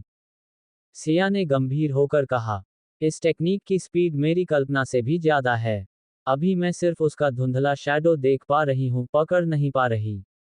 अगर मैं उससे लड़ूं तो चाहे मैं कितनी भी ताकतवर हूं, मैं उसे छू भी नहीं पाऊंगी। इस तरह तो वो पहले से ही इनविंसिबल है। अब सभी को यकीन हो गया कि वीरू ने यही टेक्निक इस्तेमाल की है। ये तो wind shadow without a trace है। ये टेक्निक बहुत एडवांस है, कहते हैं कि यह हाई ग्रेड शैन लेवल के करीब है। अगर मास्टरी हो जाए तो स्पीड वॉइड रेल्म के बराबर हो सकती है। लेकिन सोल कंडेंसेशन में बहुत कम लोग इसे सीख पाते हैं, यहाँ तक कि सीनियर ब्रदर भी नहीं कर पाए, और वीरू ने कर लिया। लगता है उसका टैलेंट भी ओमकार से कम नहीं है। अब गंगा उसे छू भी नहीं सकता, चाहे वो कितना भी ताकतवर हो। और वीरू की अटैक डायरेक्शन भी अनप्रेडिक्टेबल है, गंगा बच भी नहीं पाएगा। दूसरा तुम्हें मार सकता है, लेकिन तुम उसे छू भी नहीं सकते। इस बार गंगा की हार तय है।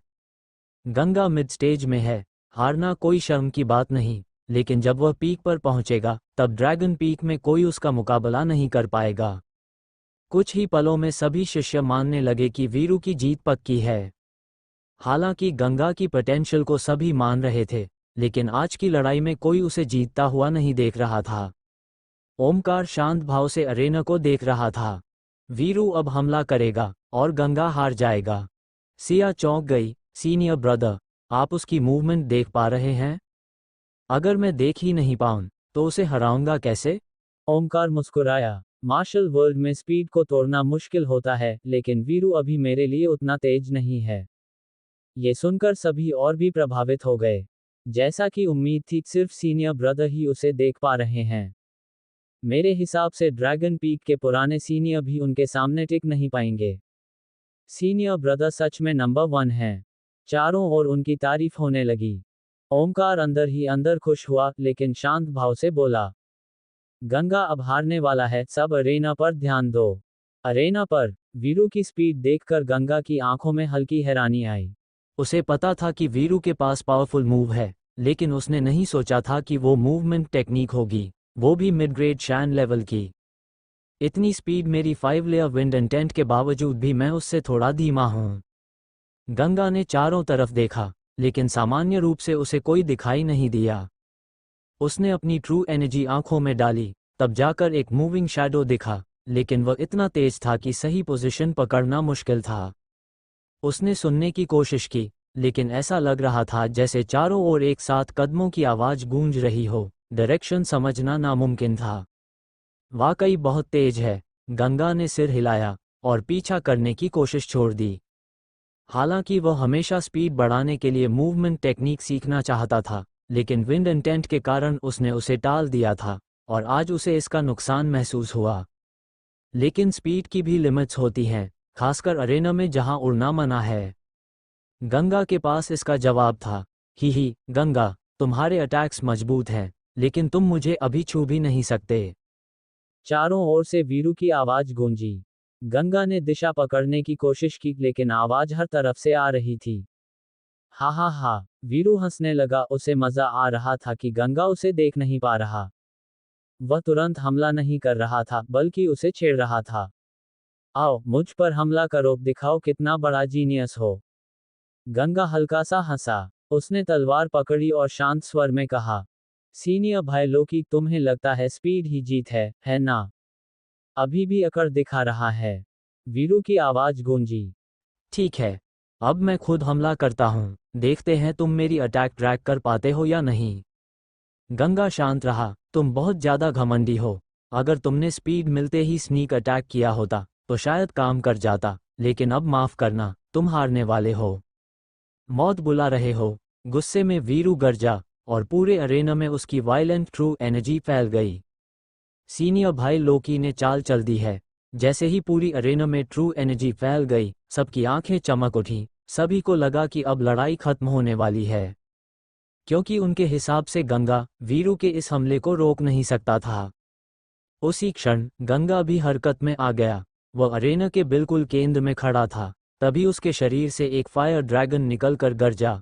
हवा के साथ उड़ता हुआ वह बेहद दबदबे वाला दिख रहा था, मानो सभी जीवों को नीचे देख रहा हो। उसी समय गंगा ने तलवार से इशारा किया और एक ही पल में लगातार 9 वार किए, 9 स्टार्स अलाइनमेंट। लेकिन इस बार उसने किसी एक दिशा में हमला नहीं किया, बल्कि उसने अपनी कमर घुमाते हुए गोल घुमाव में 9 वार किए। 5 वार सीधे सामने की दिशा में और 4 वार तिरछे ऊपर की ओर। जैसे ही 9 सितारे जुड़े, वे आपस में मिलकर उसे बीच में घेरने लगे। लेकिन उनका अटैक डायरेक्शन बाहर की ओर था। इस तरह जब 9 स्टार्स बाहर की ओर फटा तो वह एक आधे गोले हेमिस्फीयर की तरह पूरे अरेना में फैल गया। ना सिर्फ पूरा अरेना कवर हो गया, बल्कि ऊपर की हवा में भी कोई खाली जगह नहीं बची। अब कोई बच नहीं सकता था। इससे बचने का सिर्फ एक ही तरीका था, सामने से रोकना। गड़गड़ाहट। 9 स्टार्स अलाइनमेंट भयानक गर्जना के साथ गंगा के केंद्र से बाहर की ओर फैल गया, पूरे अरेना पर अंधाधुंध हमला करता हुआ। ये दृश्य देखकर सब पहले तो स्तब्ध रह गए, फिर तुरंत गंगा की योजना समझ में आ गई। क्या शानदार आइडिया है। सीनियर ब्रदर ने पूरे अरेना को कवर कर लिया। अब सीनियर भाई लोकी चाहे जितना तेज हो, छिप नहीं सकता। ये तो कमाल की बैटल सेंस है, एनवायरनमेंट और टेक्निक दोनों का सही इस्तेमाल। स्टैंड्स में चारों ओर हैरानी की आवाजें गूंज उठीं। बीच में बैठे ओमकार, सिया और बाकी लोग भी चुप थे, लेकिन उनकी आंखों में साफ आश्चर्य था। वे सभी सोच रहे थे कि wind shadow without a trace के कारण वीरू अजेय हो गया है। लेकिन किसी ने नहीं सोचा था कि गंगा अपनी टेक्निक को ऐसे बदल देगा और पूरे अरेना को कवर कर देगा। सबसे बड़ी बात, उसने ये सब एक पल में सोच लिया। उसकी बैटल अंडरस्टैंडिंग एक डरावने स्तर तक पहुंच चुकी थी। ये भी हो सकता है, इस समय सबसे ज्यादा चौंका हुआ व्यक्ति था वीरू। अभी कुछ समय पहले तक वह जीत को अपनी मुट्ठी में समझ रहा था, यहाँ तक कि गंगा का मजाक उड़ा रहा था। लेकिन एक पल में हालात बदल गए। 9 स्टार्स पूरी तरह फैलकर पूरे अरेना को घेरने वाले थे और उसके पास बचने की कोई जगह नहीं थी। इतनी स्पीड का क्या फायदा अगर भागने की जगह ही ना बचे। उसके पास सोचने का समय नहीं था। उसने तुरंत अपनी मूवमेंट रोक दी, पूरी ताकत जुटाई और सेंटर की ओर तलवार से वार किया। अब सभी को उसकी पोजीशन दिख गई। वह गंगा के पीछे अरेना के किनारे पर था। The mad serpent devours the dragon. उसने पाइथन इंटेंट के साथ एक शक्तिशाली स्वॉर्ड लाइट छोड़ी 9 स्टार्स को रोकने के लिए। लेकिन भले ही 9 स्टार्स फैल गया था, फिर भी उसकी ताकत इतनी थी कि वीरू उसे रोक नहीं पाया। धमाक। 9 स्टार्स ने स्नेक स्वॉर्ड लाइट को तोड़ दिया। ऊर्जा चारों तरफ फैल गई। अरेना को ज्यादा नुकसान नहीं हुआ क्योंकि वह अरे से सुरक्षित था, लेकिन बाहर की जमीन दरक गई। अगर प्रोटेक्टिव अरे न होता तो पूरा विनस स्क्वायर तबाह हो जाता। रॉ फायर ड्रैगन की गर्जना गूंजी। 9 स्टार्स का हमला जारी रहा और सीधे वीरू की ओर बढ़ा। अब वीरू के चेहरे पर मुस्कान नहीं थी, सिर्फ गंभीरता थी। उसने तुरंत wind shadow without a trace का इस्तेमाल किया, स्पीड को लिमिट तक बढ़ाया और ऊपर छलांग लगाए। लेकिन जैसे ही वह उछला, उसे समझ आया पूरा अरेना पहले ही 9 स्टार्स से ढक चुका है। अब या तो वह 9 स्टार्स को तोड़े या अरेना से बाहर निकल जाए। धत। उसने मन ही मन गाली दी और मजबूर होकर पीछे की ओर पूरी स्पीड से भागा। जैसे ही वो अरेना से बाहर गया, उसने नियम तोड़ दिया, उड़ान मना थी। इसका मतलब वह हार चुका था। फिर भी 9 स्टार्स का हमला चलता रहा, जब तक कि वो प्रोटेक्टिव अरे के बाहर तक नहीं पहुंच गया। गड़गड़ाहट 9 स्टार्स ने अदृश्य बैरियर से टकराकर विस्फोट किया, एनर्जी चारों तरफ फैल गई। वीरू ने पीछे मुड़कर देखा, उसके चेहरे पर डर साफ दिख रहा था। अगर वह थोड़ा भी धीमा होता तो उसका हाल फैजल जैसा होता। धीरे धीरे एनर्जी खत्म हुई, अरेना फिर साफ दिखने लगा। गंगा वहां खड़ा था, तलवार वापस रख चुका था, चेहरा शांत था। वीरू उसकी ओर देख रहा था। गंगा ने हाथ जोड़कर कहा, सीनियर भाई लोकी, आपने ज्यादा तारीफ कर दी। वीरू का चेहरा बेहद खराब हो गया, होंठ कांपने लगे, वह अंदर से बहुत गुस्से में था। लेकिन उसने फैजल जैसी गलती नहीं की। ना उसने बहस की, ना हमला जारी रखा, क्योंकि ऐसा करना और भी शर्मनाक होता। HMPH, अगली बार तुम इतने लकी नहीं रहोगे। इतना कहकर वो वापस स्टैंड्स में चला गया, आंखों में नफरत साफ दिख रही थी। गंगा बस हल्का सा मुस्कुराया और अपनी जगह लौट गया। अब वो ऑफिशियली टॉप 10 में पहुंच चुका था और हिडन ड्रैगन टूर्नामेंट के लिए क्वालिफाई कर चुका था। स्टैंड्स में बैठे सभी शिष्य हैरान थे। गंगा ने हर बाधा पार कर ली, यहाँ तक कि वीरू को भी हरा दिया, जिसने wind shadow without a trace जैसी टेक्निक सीखी थी। बधाई हो सीनियर ब्रदर, रविंद्र मुस्कुराया। गंगा बोला, सब कुछ उम्मीद के मुताबिक हुआ, कोई खास सरप्राइज नहीं था, लेकिन ड्रैगन पीक के सीनियर सच में काफी ताकतवर हैं, ये मेरी उम्मीद से ज्यादा था। वो सच बोल रहा था, हालांकि उसे वीरू का रवैया पसंद नहीं आया था, फिर भी उसने उसकी ताकत को माना। कम से कम सोल कंडेंसेशन पीक में वीरू टॉप में था। उसकी मूवमेंट टेक्निक के साथ बहुत कम लोग उसे हरा सकते थे। लेकिन दूसरों को गंगा की बात घमंड लगी। वीरू तो पहले से ही गुस्से में था, उसने दांत भींचकर कहा, गंगा बहुत घमंडी है, ऐसे बात कर रहा है जैसे कोई उसे हरा ही नहीं सकता। ओमकार की आंखों में चमक आई, उसने सोचा और कहा, सच कहूं तो जूनियर ब्रदर की ताकत अभी मुझसे थोड़ी कम है, लेकिन तुम सबसे ज्यादा है। तेजस, इस बार तुम गलत हो। वीरू ने नाराज होकर कहा, क्योंकि यहाँ सिर्फ वही था जो ओमकार से इस लहजे में बात कर सकता था। वीरू ने तुरंत जवाब दिया, तेजस, अगर मैं wind shadow without a trace इस्तेमाल करते ही उस पर हमला कर देता, तो वह मेरी मूवमेंट पकड़ ही नहीं पाता और हार जाता। उसने मुझे हराया जरूर है, लेकिन वो उसकी बैटल स्किल के साथ साथ मेरी लापरवाही भी थी।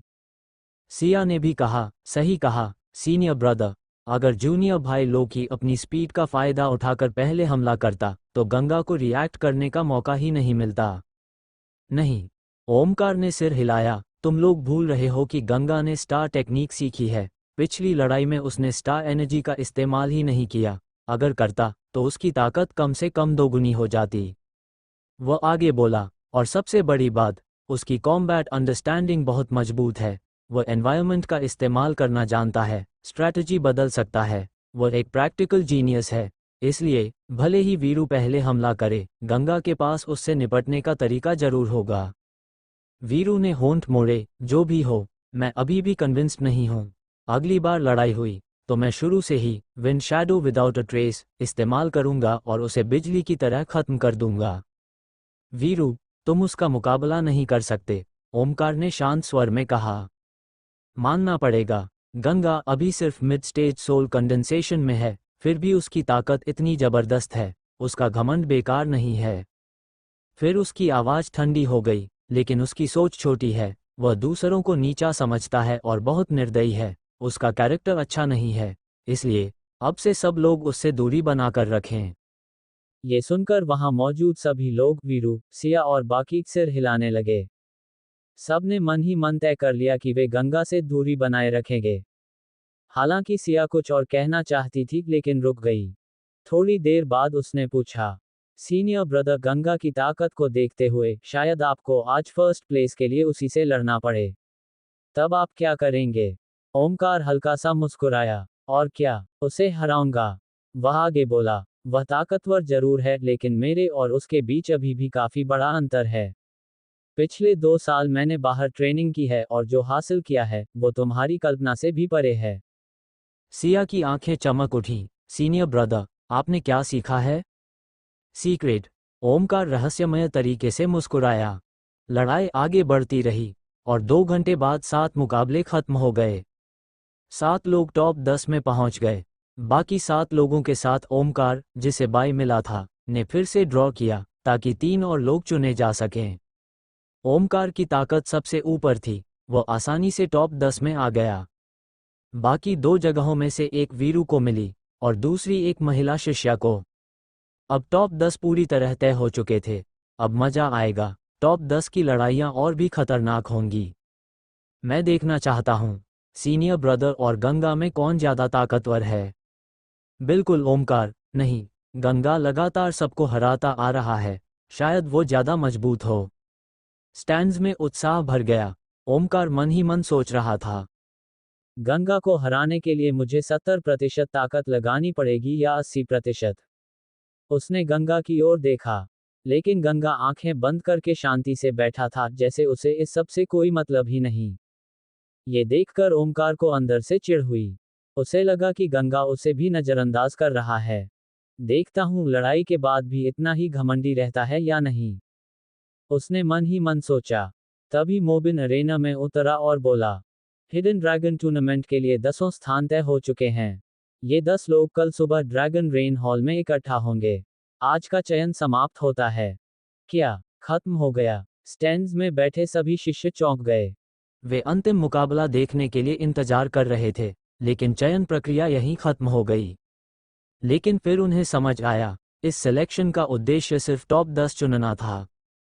अब जब वो तय हो चुके हैं, तो आगे लड़ाई की जरूरत नहीं। अफसोस, गंगा और ओमकार का मुकाबला नहीं देख पाए। कोई बात नहीं, हिडन ड्रैगन टूर्नामेंट में मिल सकते हैं। हम वहां भी देखने जाएंगे। लोग धीरे धीरे जाने लगे, लेकिन चर्चा अब भी गंगा के बारे में ही हो रही थी। पहले लेक्स स्पीक के शिष्य सिर्फ उसका नाम जानते थे। आज उन्होंने उसकी असली ताकत देख ली। वो सच में एक असली जीनियस था। खत्म हो गया। गंगा ने आंखें खोलीं और रविंद्र से कहा, चलो चलते हैं। दोनों स्टैंड से उतरकर लेक्स स्पीक की ओर चल पड़े। कई लोगों की नज़रें उनके पीछे टिक गईं। वीरू ने कहा, अफसोस, लड़ाई आगे नहीं बढ़ी, नहीं तो उसे पता चल जाता कि असली नंबर 1 कौन है। तेजस, सिया ने कहा, ताकत में सीनियर ब्रदर आगे हैं, लेकिन टैलेंट की बात करें तो गंगा मिड स्टेज में होकर भी इतना ताकतवर है। ड्रैगन मार्शल एकेडमी के इतिहास में शायद ही कोई ऐसा हुआ हो। ये सुनकर ओमकार के दिल में हलचल हुई। सिया हमेशा उसकी तारीफ करती थी, लेकिन आज उसने गंगा को ज्यादा प्रतिभाशाली बताया। ये बात उसे अंदर तक चुभ गई। उसकी आंखों में ठंडी चमक आई। गंगा, वह मुड़ा और चलते हुए बोला, अगर वह हिडन ड्रैगन टूर्नामेंट में इसी घमंड के साथ गया तो लोग समझेंगे कि ड्रैगन मार्शल एकेडमी के शिष्य घमंडी और बदतमीज हैं। सिया तुरंत समझ गई कि उससे गलती हो गई। वह जल्दी से उसके पीछे गई और बोली, सीनियर ब्रदर, क्यों ना आप कल उसे थोड़ा मार्गदर्शन दें। ओमकार ने गंभीर स्वर में कहा, मैं कल ड्रैगन रेन हॉल में उससे बात करूंगा। अब यह उस पर है कि वह अपने सीनियर की बात मानता है या नहीं। Dragon rain hall dragon peak के माउंटेन की ढलान पर स्थित है। ये हॉल सैकड़ों मीटर तक फैले हुए हैं। ये न तो बहुत बड़े हैं और न ही छोटे। इनका मुख्य उपयोग ड्रैगन मार्शल एकेडमी के उच्च प्रबंधन द्वारा बैठकों के लिए किया जाता है। अधिकांश समय इनके दरवाजे बंद रहते हैं और आम लोगों के लिए शायद ही कभी खोले जाते हैं। एकेडमी के डिसाइपल्स में से बहुत कम लोग ऐसे हैं जो कभी ड्रैगन रेन हॉल के अंदर गए हों। ये गंगा की पहली बार ड्रैगन रेन पैलेस में आने की घटना थी। प्रभारी एल्डर के नेतृत्व में वो मुख्य हॉल तक पहुंचा, जहां उसने देखा कि 2 लोग पहले से ही इंतजार कर रहे थे। वे 2 लोग, एक आदमी और एक महिला, दोनों ही असाधारण थे। आदमी हैंडसम था और महिला बेहद सुंदर। उनका टेम्परामेंट बेहद खास था और वे ऐसे लोग थे जो भीड़ में तुरंत अलग नजर आते। शायद कल्टिवेशन के कारण कल्टिवेटर्स में जैसे जैसे उनकी ताकत बढ़ती है, ये गुण विकसित हो जाता है। हालांकि कई कल्टिवेटर्स लो प्रोफाइल रहना पसंद करते हैं और अपनी खासियत को छिपाकर रखते हैं। गंगा उस आदमी और महिला को पहचानता नहीं था, फिर भी वह आगे बढ़ा, हाथ जोड़कर अभिवादन किया और कहा, Ganga greet senior brother and senior sister. Ganga को झुककर अभिवादन करते देख दोनों चौंक गए। कल की सिलेक्शन कंपटीशन और दूसरों की बातों को सुनकर वे दोनों यही सोचते थे कि गंगा बहुत घमंडी व्यक्ति है। लेकिन आश्चर्य की बात यह थी कि अंदर आते ही गंगा ने बड़े विनम्र तरीके से अभिवादन किया। हालांकि ओमकार ने कल ही कहा था कि आगे से गंगा से दूरी बनाए रखनी चाहिए। भले ही वे दोनों ओमकार के पक्के समर्थक नहीं थे, लेकिन उन्हें लगता था कि ओमकार ज्यादा ताकतवर है और उसकी बात ज्यादा मानी जाती है। इसलिए वे गंगा की वजह से उसे नाराज नहीं करना चाहते थे। सीनियर ब्रदर, दोनों ने बस औपचारिक रूप से गंगा को जवाब दिया, फिर कुछ कदम दूर जाकर उससे दूरी बना ली और धीमी आवाज में आपस में बात करने लगे। ये देखकर गंगा समझ गया कि सामने वाला जानबूझकर उससे दूरी बना रहा है। लगता है मैं पब्लिक एनिमी नंबर 1 बन गया हूँ। गंगा ने बेबसी में सिर हिलाया। उसे इस बात की परवाह नहीं थी कि दूसरे क्या सोचते हैं। वो वहीं खड़ा होकर अकेडमी के उच्च अधिकारियों के आने का इंतजार करने लगा। कुछ ही देर में कल चुने गए 10 लोग एक एक करके वहां पहुंच गए। गंगा को देखते ही बाकी डिसाइपल्स ने नजरें फेर लीं, आपस में इकट्ठा हो गए और बिना उससे बात किए आपस में हंसी मजाक करने लगे। जब किसी ने उसकी तरफ ध्यान नहीं दिया, तो गंगा भी खुद को बेवजह शर्मिंदा नहीं करना चाहता था। उसने किसी से बात नहीं की और आंखें बंद करके आराम करने लगा। इस तरह उसके आसपास की भीड़ के शोर और उसकी शांति के बीच एक बड़ा अंतर बन गया। अचानक गंगा को लगा कि कोई उसकी तरफ आ रहा है। उसने आंखें खोलीं और देखा कि एक फीमेल डिसाइपल उसकी ओर आ रही है। ये फीमेल डिसाइपल 30 साल से अधिक की लग रही थी, लेकिन उसका चेहरा बिल्कुल बच्चे जैसा था, जिससे वो 16-17 साल की लगती थी। गंगा को याद आया कि उसने उसे कल देखा था, लेकिन वह पूरे समय आंखें बंद करके मेडिटेशन कर रहा था, इसलिए वह उसका नाम नहीं जानता था। इस समय वह फीमेल डिसाइपल मुस्कुराते हुए गंगा को देख रही थी। उसकी आंखों में जिज्ञासा और थोड़ा सम्मान था। जहां बाकी सभी लोग उससे दूर थे, वहीं ये फीमेल डिसाइपल उससे बात करने आई, जिससे गंगा को उसके प्रति अच्छा प्रभाव हुआ। उसने मुस्कुराकर कहा, hello senior sister, what's your name? Ganga की मुस्कान देखकर फीमेल डिसाइपल का झिझक कम हो गया। उसने कहा, सीनियर ब्रदर, मेरा नाम नगीना है। नाम सुनते ही गंगा को तुरंत रविंद्र की कल की बातें याद आ गईं।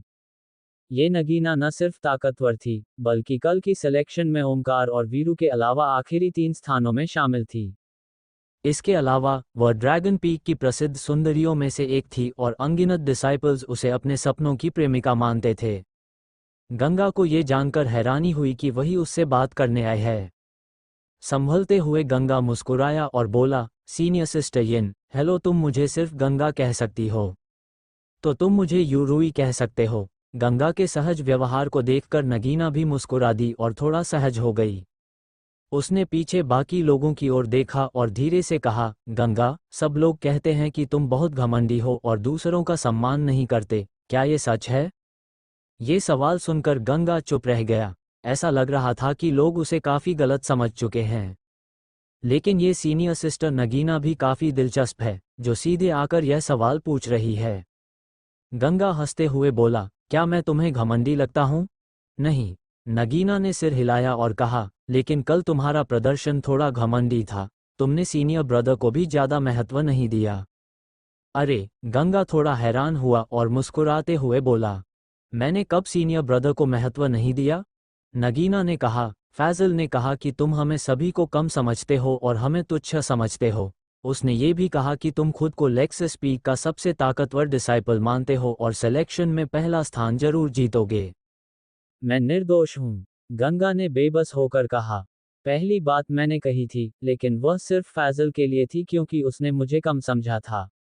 और मैंने सिर्फ उसी के बारे में कहा था, बाकी किसी के बारे में नहीं। दूसरी बात के लिए मैं कसम खाता हूँ, मैंने ऐसा कभी नहीं कहा। नगीना की आंखें चमक उठीं और वह मुस्कुराते हुए बोली, मुझे पता था, जब मैंने तुम्हें लड़ाई के दौरान सीनियर भाई लोकी को झुककर सम्मान देते देखा, तभी समझ गई थी कि तुम वैसे इंसान नहीं हो। गंगा ने कड़वी मुस्कान के साथ सिर हिलाया। अब तो मुझे बहुत गलत समझा जा रहा है। कोई बात नहीं, तुम। जैसे ही नगीना कुछ कहने वाली थी, तभी एक और फीमेल डिसाइपल आए, उसे पकड़कर किनारे ले गई और धीमी आवाज में बोली, जिनी, क्या तुम पागल हो? कल सीनियर ब्रदर ने सबको कहा था कि इस घमंडी और खतरनाक इंसान से दूर रहो। फिर भी तुम मुझसे बात कर रही हो। गंगा ने उस तरफ देखा। वह महिला कुछ हद तक नगीना जैसी दिखती थी, लेकिन उससे कुछ सेंटीमीटर लंबी थी और उसके चेहरे की बनावट ज़्यादा स्पष्ट थी। उसका चेहरा बेबी फेस नहीं था, बल्कि ज़्यादा मच्योर और आकर्षक था। उसका शरीर भी नगीना से अलग था, लेकिन फिर भी बेहद आकर्षक था। रोमा गंगा ने तुरंत पहचान लिया कि वह नगीना की बड़ी बहन रोमा है। रविंद्र ने उसे कल सिलेक्शन कंपटीशन के बाद इनके बारे में बताया था। ये दोनों बहनें एक के बाद एक ड्रैगन मार्शल अकेडमी में आई थीं और दोनों ने असाधारण प्रतिभा दिखाई थी, जिससे वे अकेडमी की सबसे ताकतवर बहनों में गिनी जाती थीं। इसके अलावा अपनी सुंदरता के कारण रोमा के भी कई प्रशंसक थे और वह भी अकेडमी के छात्रों की ड्रीम गर्ल थी। हालांकि दोनों बहनें एक जैसी दिखती थीं, लेकिन उनके स्वभाव और व्यक्तित्व में काफ़ी अंतर था, जिससे दोनों अलग-अलग प्रभाव छोड़ती थीं। इस समय अपनी बड़ी बहन रोमा की डांट सुनकर नगीना ने भौहें चढ़ाईं और कहा, सिस्टर, सब लोग गलत समझ रहे हैं। गंगा घमंडी नहीं है, वो असल में घमंडी नहीं है। रोमा ने आंखें घुमाईं और नगीना की बात बीच में ही काट दी। रोमा ने गंगा की तरफ एक नज़र डाली, फिर धीरे से आवाज़ कम करते हुए बोली, उसने कल जो कहा और किया, क्या वो घमंड और निर्दयता नहीं थी? नगीना ने भौहें सिकोड़ते हुए कहा, सिस्टर, आपने गंगा को गलत समझा है। वो असल में बस उससे दूर रहो, नहीं तो सीनियर ब्रदर को नाराज कर दिया तो अच्छा नहीं होगा। रोमा ने बिना कुछ और कहे नगीना का हाथ पकड़कर उसे भीड़ की तरफ खींच लिया, जहां वे बाकी लोगों के साथ बातचीत करने लगीं। नगीना बचपन से अपनी बड़ी बहन के साथ रही थी और उसकी बात मानने की आदत थी। इस समय भले ही वह थोड़ी नाराज थी, लेकिन उसने विरोध नहीं किया। उसने पीछे मुड़कर गंगा की तरफ देखा और उसे माफी भरी नजर दी, लेकिन इससे पहले कि वह टेलीपैथी के जरिए कुछ कह पाती, रोमा ने उसे घूरा और वह तुरंत नजरें फेर ली। ये देखकर गंगा हल्का सा हंसा और टेलीपैथी के जरिए मजाक में कहा, ही, तुम सोल कंडेंसेशन रेल्म के पीक पर हो और ड्रैगन राइडिंग पीक की टॉप 10 में हो, फिर भी अपनी बहन से इतनी डरती हो। यह आवाज़ सुनकर नगीना की आंखें चमक उठीं। उसने अपनी बड़ी बहन रोमा की तरफ देखा। जब उसे यकीन हो गया कि कोई ध्यान नहीं दे रहा, तो उसने भी गंगा से टेलीपैथी में कहा, मेरी बहन ने बचपन से मेरी देखभाल की है। वो थोड़ी सख्त है, लेकिन दिल से बहुत अच्छी है। वैसे, उसने अभी कहा कि सीनियर ब्रदर ने सबको मुझसे दूर रहने को कहा है। इसका क्या मतलब है? गंगा ने टेलीपैथी में पूछा। नगीना ने जवाब दिया, सीनियर ब्रदर ने कहा कि तुम बहुत घमंडी और निर्दयी हो, इसलिए सबको तुमसे दूर रहने को कहा। लेकिन अब लगता है कि उन्होंने तुम्हें गलत समझा है। असल में सीनियर ब्रदर बहुत अच्छे इंसान हैं। मैं चाहती हूँ कि तुम्हारे बीच की गलतफहमी दूर हो जाए। गंगा ओमकार को जानता नहीं था और उसका उससे कोई बैर भी नहीं था, लेकिन ओमकार का उसे अलग-थलग करना ये दिखाता था कि वह काफ़ी सनकी सोच वाला है। गंगा को ओमकार के बारे में बात करने में कोई दिलचस्पी नहीं थी, इसलिए उसने नगीना से टेलीपैथी में बात जारी रखी। बातचीत के दौरान उसे पता चला कि नगीना बहुत सीधी सादी है। शायद इसलिए क्योंकि वह हमेशा अपनी बहन रोमा के संरक्षण में रही थी, उसे सामाजिक व्यवहार की ज़्यादा समझ नहीं थी। Senior brother, senior brother, senior भाई लोकी, सीनियर सिस्टर ल। उसी समय एक साथ खड़े डिसाइपल्स ने प्रवेश द्वार की ओर देखा और झुककर अभिवादन किया। दरवाजे से 3 लोग अंदर आए, ओमकार, वीरू और सिया। गंगा ने सोचा कि आखिरकार वह अकेडमी का डिसाइपल है और आगे भी इन लोगों से कई बार मुलाकात होगी, इसलिए माहौल को अजीब बनाने की जरूरत नहीं है। वह आगे बढ़ा, हाथ जोड़कर बोला, Ganga greet senior brother, senior भाई लोकी, एंड सीनियर सिस्टर ल। ये देखकर सभी लोग हैरान रह गए।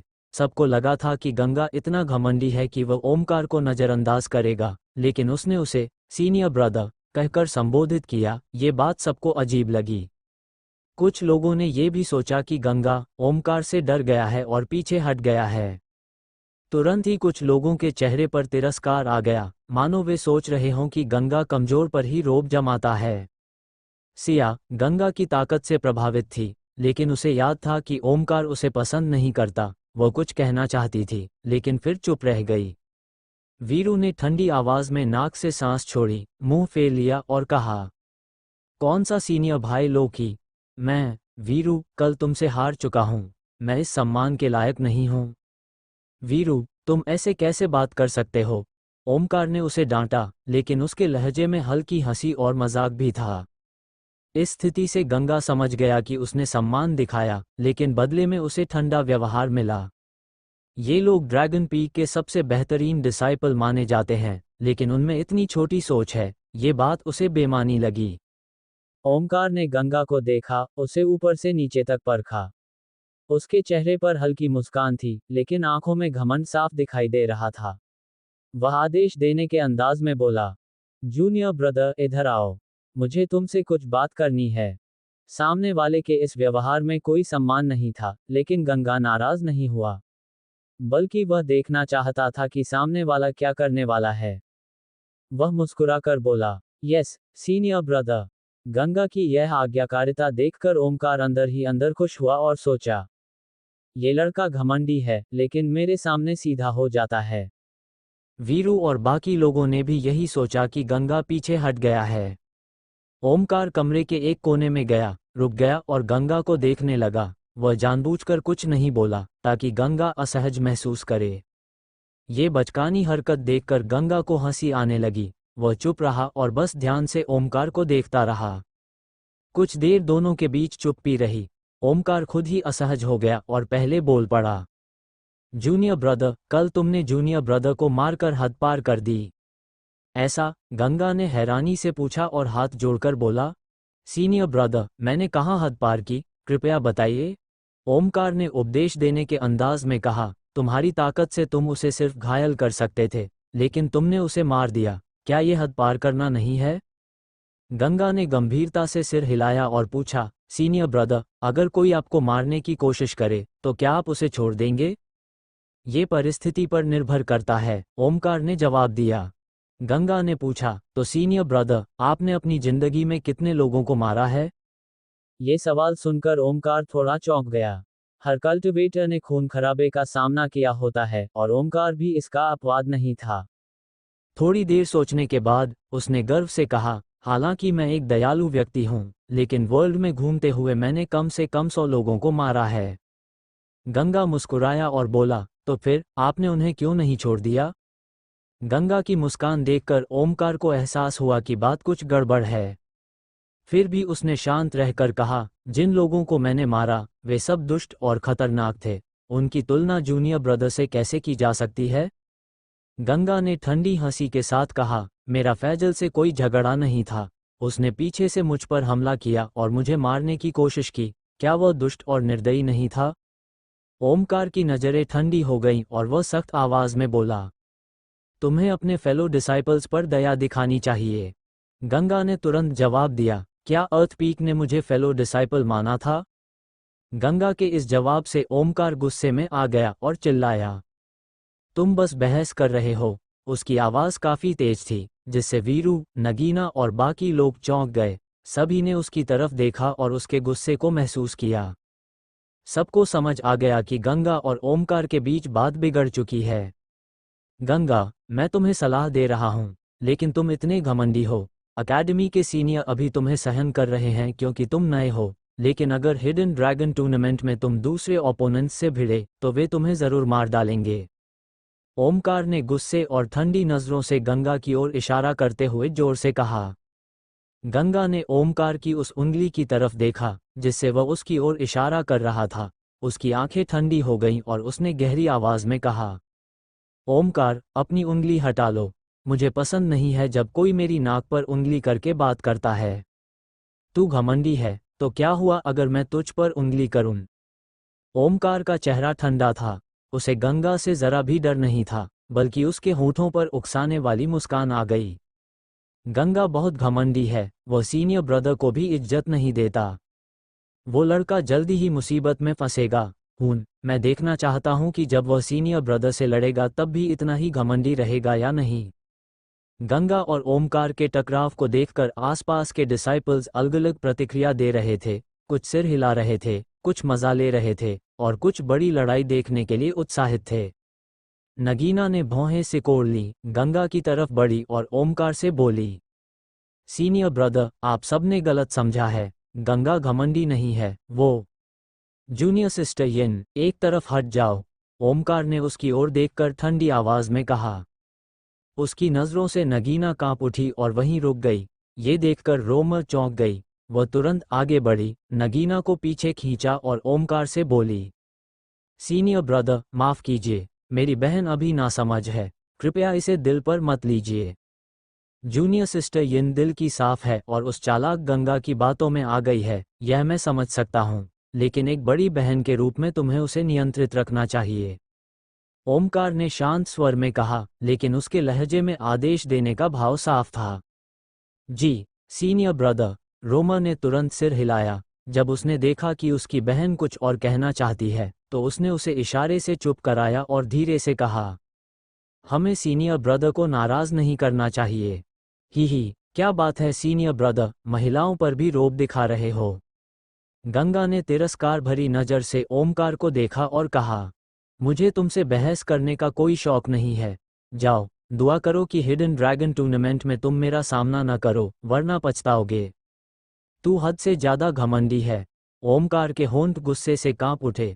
उसने ठंडी आवाज में नाक से सांस छोड़ी, गंगा को अनदेखा किया और वापस भीड़ में चला गया। बिना उसकी तरफ देखे उसने कहा, जूनियर ब्रदर, खुद पर ध्यान रखना। ध्यान दिलाने के लिए धन्यवाद, सीनियर ब्रदर। गंगा ने हाथ जोड़कर हल्के मजाकिया अंदाज में जवाब दिया। तभी कुछ लोग हॉल में दाखिल हुए। उनमें से एक था मोबिन, जो लेक्सस पीक का पीक मास्टर था, और दूसरा था एलिसन, ड्रैगन अकेडमी की वाइस डीन। एलिसन के पीछे 2 वॉइड रेल्म के एल्डर्स भी थे, जिन्हें गंगा पहचानता नहीं था। जैसे ही ये लोग अंदर आए, हॉल में मौजूद सभी डिसाइपल्स तुरंत चुप हो गए। ओमकार ने गंगा को घूरा, फिर तुरंत विनम्र चेहरा बनाकर आगे बढ़ा और झुककर बोला, disciple Omkar greets dean and Elder मो। उसके बाद बाकी सबने भी अभिवादन किया। एलिसन ने एक नज़र गंगा पर डाली, फिर सबको सिर हिलाकर अभिवादन किया, आगे जाकर बैठ गई और बोली, हिडन ड्रैगन टूर्नामेंट 1 महीने बाद शुरू होगा। मुझे यकीन है कि तुम सबने इसकी तैयारी कर ली होगी, लेकिन बेहतर परिणाम के लिए मैं तुम्हें 1 महीने तक स्काई हॉल में कल्टिवेशन करने का अवसर देना चाहती हूँ। ये सुनते ही सभी डिसाइपल्स के चेहरे पर खुशी छा गई। हालांकि वे ड्रैगन पीक के सबसे बेहतरीन थे, लेकिन उन्हें स्काई हॉल में कल्टिवेशन करने का मौका बहुत कम मिलता था। ऐसा अवसर मिलना उनके लिए बहुत बड़ी बात थी। हम सभी डिसाइपल्स की ओर से डीन का धन्यवाद। ओमकार ने बड़े भाई की तरह आगे बढ़कर झुककर कहा। गंगा बस मुस्कुरा दिया। वह कुछ कहने के मूड में नहीं था और एलिसन की बात आगे सुनने लगा। एलिसन ने आगे कहा, इसके अलावा मैं तुम्हें एक स्पिरिट टैबलेट दूंगी, जिसमें सदर्न 9 काउंटीज के अन्य शक्तियों के जीनियसेस की जानकारी है। ये जानकारी आधे साल पहले की है, इसलिए कुछ अधूरी या पुरानी हो सकती है, फिर भी यह बहुत उपयोगी है। तुम्हें इसे पूरी तरह याद करना होगा, क्योंकि अपने दुश्मन को जानना जीत की कुंजी है। इसके बाद पीछे खड़े एक एल्डर ने सभी को स्पिरिट टैबलेट्स बांट दिए। जब सबने उन्हें रख लिया, तो एलिसन ने कहा, इस बार हिडन ड्रैगन टूर्नामेंट का स्थान तय हो चुका है, त्रिलोकपुरी। क्या? विंड, फॉरेस्ट, फायर, माउंटेन, वो तो बहुत खतरनाक जगह है। डीन, कहीं गलती तो नहीं हुई? ये नाम सुनते ही सभी चौंक गए।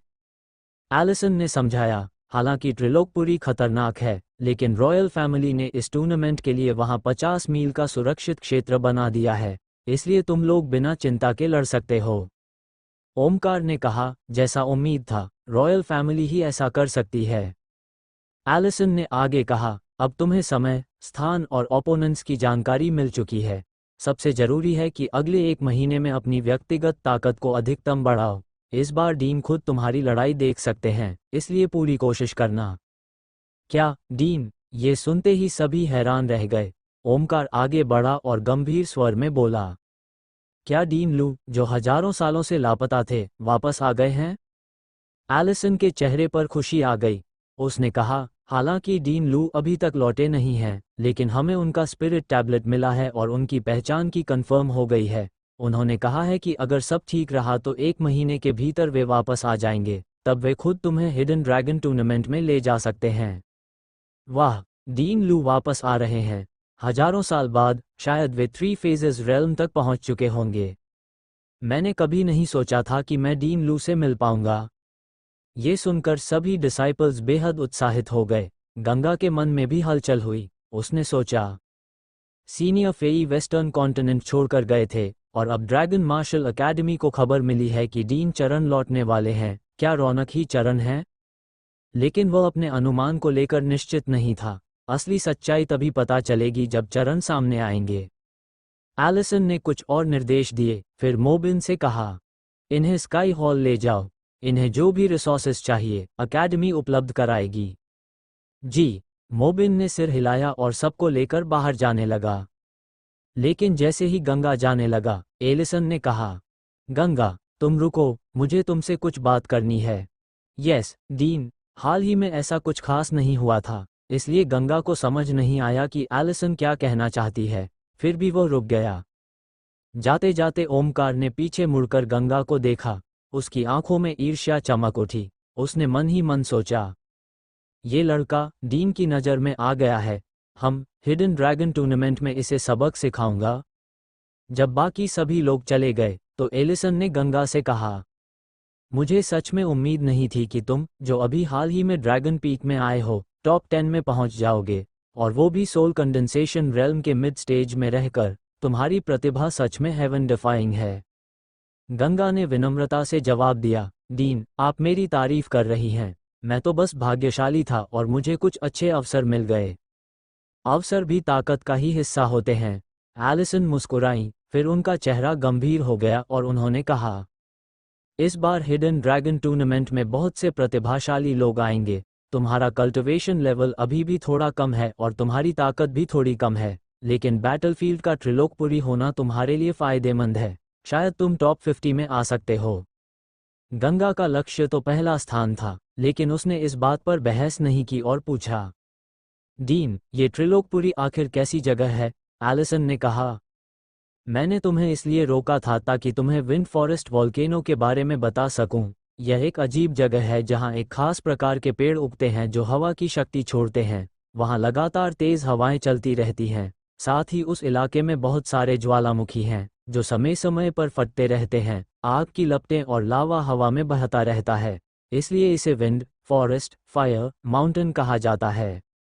थोड़ा रुककर उन्होंने आगे कहा, तुमने जो दो इंटेंट समझे हैं, गेल रेल्म और फायर ड्रैगन रेल्म, वे इस माहौल में और भी ज़्यादा ताकतवर हो जाएंगे। इसलिए इस बार का बैटलफील्ड तुम्हारे लिए काफ़ी अनुकूल है। समझ गया।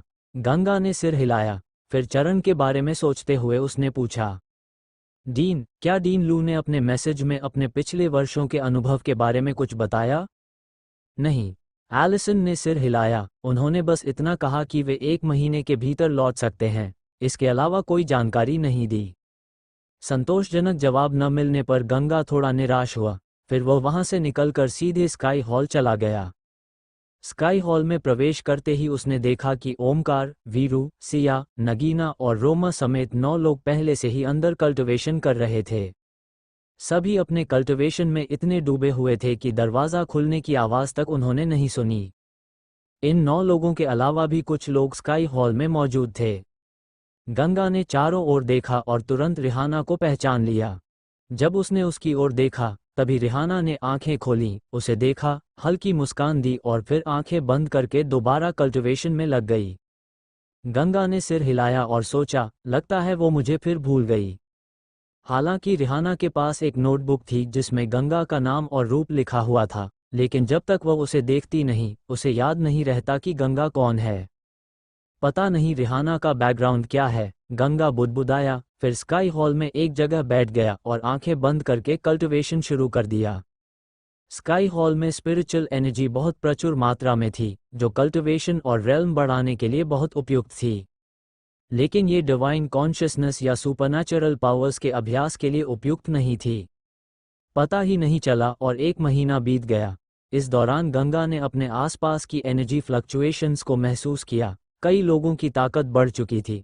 साफ था कि ओमकार, वीरू और बाकी लोगों ने काफ़ी प्रगति की है। गंगा की अपनी प्रगति भी बहुत बड़ी थी। वह सोल कंडेंसेशन रेल्म के मिड स्टेज से लेट स्टेज तक पहुंच गया था, जिससे उसकी ताकत काफ़ी बढ़ गई। अब उसे पूरा विश्वास था कि अगर वह वॉइड रेल्म के अर्ली स्टेज वाले किसी व्यक्ति से भी भिड़े, तो बिना रॉथ ऑफ द स्काई और लिटिल ब्लैक कैट का इस्तेमाल किए उसे हरा सकता है। अगर रॉथ ऑफ द स्काई का उपयोग किया जाए, तो वह वॉइड रेल्म के अर्ली स्टेज को पूरी तरह कुचल सकता है। जहां तक लिटिल ब्लैक कैट की बात है, वो अभी उसका ट्रम्प कार्ड था, उसे आसानी से इस्तेमाल नहीं किया जाएगा। बेशक किसी को नहीं पता था कि वो अब सोल कंडेंसेशन रेल्म के लेट स्टेज में पहुंच चुका है, क्योंकि ब्रेक थ्रू के समय उसने अपनी एनर्जी फ्लक्चुएशंस को दबा दिया था, इसलिए स्काई हॉल में मौजूद किसी को भी इसका एहसास नहीं हुआ। ऐसी स्थिति में सप्रेस्ड एनर्जी के साथ ब्रेक थ्रू करना बेहद मुश्किल होता है। अगर कोई और ऐसा करता तो उसे ची डिविएशन का खतरा होता, लेकिन गंगा की स्पिरिचुअल पावर इतनी मजबूत थी कि वह ऐसा कर पाया। उसके रेल्म के बढ़ने के बाद उसके सी ऑफ कॉन्शियसनेस में डिवाइन सोल और भी स्पष्ट हो गया था। अब वो सिर्फ धुंधली परछाई नहीं था, उसमें चेहरे की रूपरेखा बनने लगी थी, हालांकि अभी पूरी तरह स्पष्ट नहीं थी। उसकी स्पिरिचुअल पावर भी 150,000 से बढ़कर 250,000 हो गई थी, जो एक सामान्य late stage soul condensation cultivator से लगभग 70,000 ज़्यादा थी। यहाँ तक कि पीक सोल कंडेंसेशन कल्टिवेटर से भी लगभग 20,000 ज़्यादा थी। बेशक अगर कोई और भी रून्स का अभ्यास करता हो तो उसकी स्पिरिचुअल पावर उससे ज़्यादा हो सकती है। मैं अभी तक विंड राइडिंग पर्ल को पूरी तरह समझ नहीं पाया, सी हार्ट फ्रूट को कंज्यूम करने का समय नहीं मिला, और स्टारफॉल स्वॉर्ड टेक्निक की तीसरी चाल डिवावरिंग द स्टारी स्काई का अभ्यास भी नहीं कर पाया, समय ही नहीं है। गंगा ने आह भरते हुए सोचा। हालांकि उसकी ताकत काफ़ी बढ़ गई थी, लेकिन समय की कमी उसे खल रही थी। विंड राइडिंग पर्ल और सी हार्ट फ्रूट दोनों को इस्तेमाल करने में काफ़ी समय लगता है। स्काई हॉल से बाहर निकलते ही उसे हिडन ड्रैगन टूर्नामेंट में भाग लेना होगा, इसलिए इनका उपयोग बाद में ही किया जा सकता है। फिलहाल वह केवल खाली समय में डिवावरिंग द स्टारी स्काई का अभ्यास कर सकता है, लेकिन इस टेक्निक को पूरी तरह सीखने में कम से कम 1 महीना लगेगा, इसलिए ये हिडन ड्रैगन टूर्नामेंट में शायद काम नहीं आएगी। स्काई हॉल में स्पिरिचुअल एनर्जी इतनी प्रचुर है, इसलिए अभी कल्टिवेशन पर ही ध्यान देना चाहिए। गंगा ने अपने विचारों को रोका और फिर से कल्टिवेशन में डूब गया। 1 महीने की समय सीमा में अब केवल 5 दिन बाकी थे, और यह समय भी काफ़ी था। 5 दिन पलक झपकते ही बीत गए। बिना किसी सूचना के ओमकार, सिया, वीरू और बाकी लोग एक एक करके उठे और स्काई हॉल से बाहर निकल गए। 1 महीने की ट्रेनिंग के बाद उनकी ताकत काफ़ी बढ़ गई थी, अब वे सभी आत्मविश्वास और ऊर्जा से भरे हुए थे। वीरू, कैसा महसूस हो रहा है? ओमकार ने मुस्कुराते हुए पूछा। वीरू ने आत्मविश्वास से कहा, मुझे लगता है कि मेरा ट्रू एसेंस लगभग पूर्णता तक पहुंच गया है। अगर मैं थोड़ा और आगे बढ़ जाऊं तो वॉइड रेल्म में प्रवेश कर सकता हूं। ओमकार ने कहा, वॉइड रेल्म में जाने के लिए सिर्फ ट्रू एसेंस का पूर्ण होना काफ़ी नहीं है, सबसे ज़रूरी है कि डिवाइन सोल मजबूत हो, ताकि तुम वॉइड को महसूस कर सको और हेवन एंड अर्थ के ओरिजिन को समझ सको। वीरू ने कहा, वॉइड रेल्म की बात बाद में करेंगे, अभी तो इतना तय है कि जब मैं wind shadow without a trace का इस्तेमाल करूंगा तो मेरी गति पहले से भी तेज होगी, और इस बार मैंने सबक सीख लिया है, हिडन ड्रैगन टूर्नामेंट में किसी मजबूत दुश्मन से मिलते ही तुरंत हमला करूंगा। आखिरकार समझदारी आ ही गई, ओमकार ने तंज कसते हुए कहा। फिर उसने सिया की ओर देखा, उसकी नज़र अचानक ठंडी हो गई, मानो वो अभी भी उससे नाराज हो। सिया, जो दिल से ओमकार को पसंद करती थी, उसकी यह नज़र देखकर अंदर से दुखी हो गई। उसने जबरन मुस्कान लाई और पूछा, सीनियर ब्रदर, इस महीने आपकी प्रगति कैसी रही? ठीक ठाक, ओमकार ने लापरवाही से जवाब दिया। फिर उसकी नज़र दूर बैठे गंगा पर पड़ी और उसने कहा, जूनियर सिस्टर ई, क्यों ना तुम जाकर जूनियर ब्रदर को देखो? हमारे एप्लीकेशन में एक्स्ट्रा एपिसोड अपलोडिंग स्टार्ट कर दूंगा मैं। आज से ही स्टार्ट है पूरा। जो जो एपिसोड आप लोग यहाँ सुन रहे हैं वो वहाँ पर भी मिल जाएंगे, और उसके आगे के एपिसोड में डालना शुरू कर दूंगा आज से। शाम को तकरीबन 11-12 बजे के करीब आज अपलोड कर दूंगा गंगा और रूथलेस के एक्स्ट्रा एपिसोड्स, और डेली यूट्यूब पे आते रहेंगे। अल्टरनेट या फिर डेली हम लोग डालते रहते हैं यूट्यूब पे।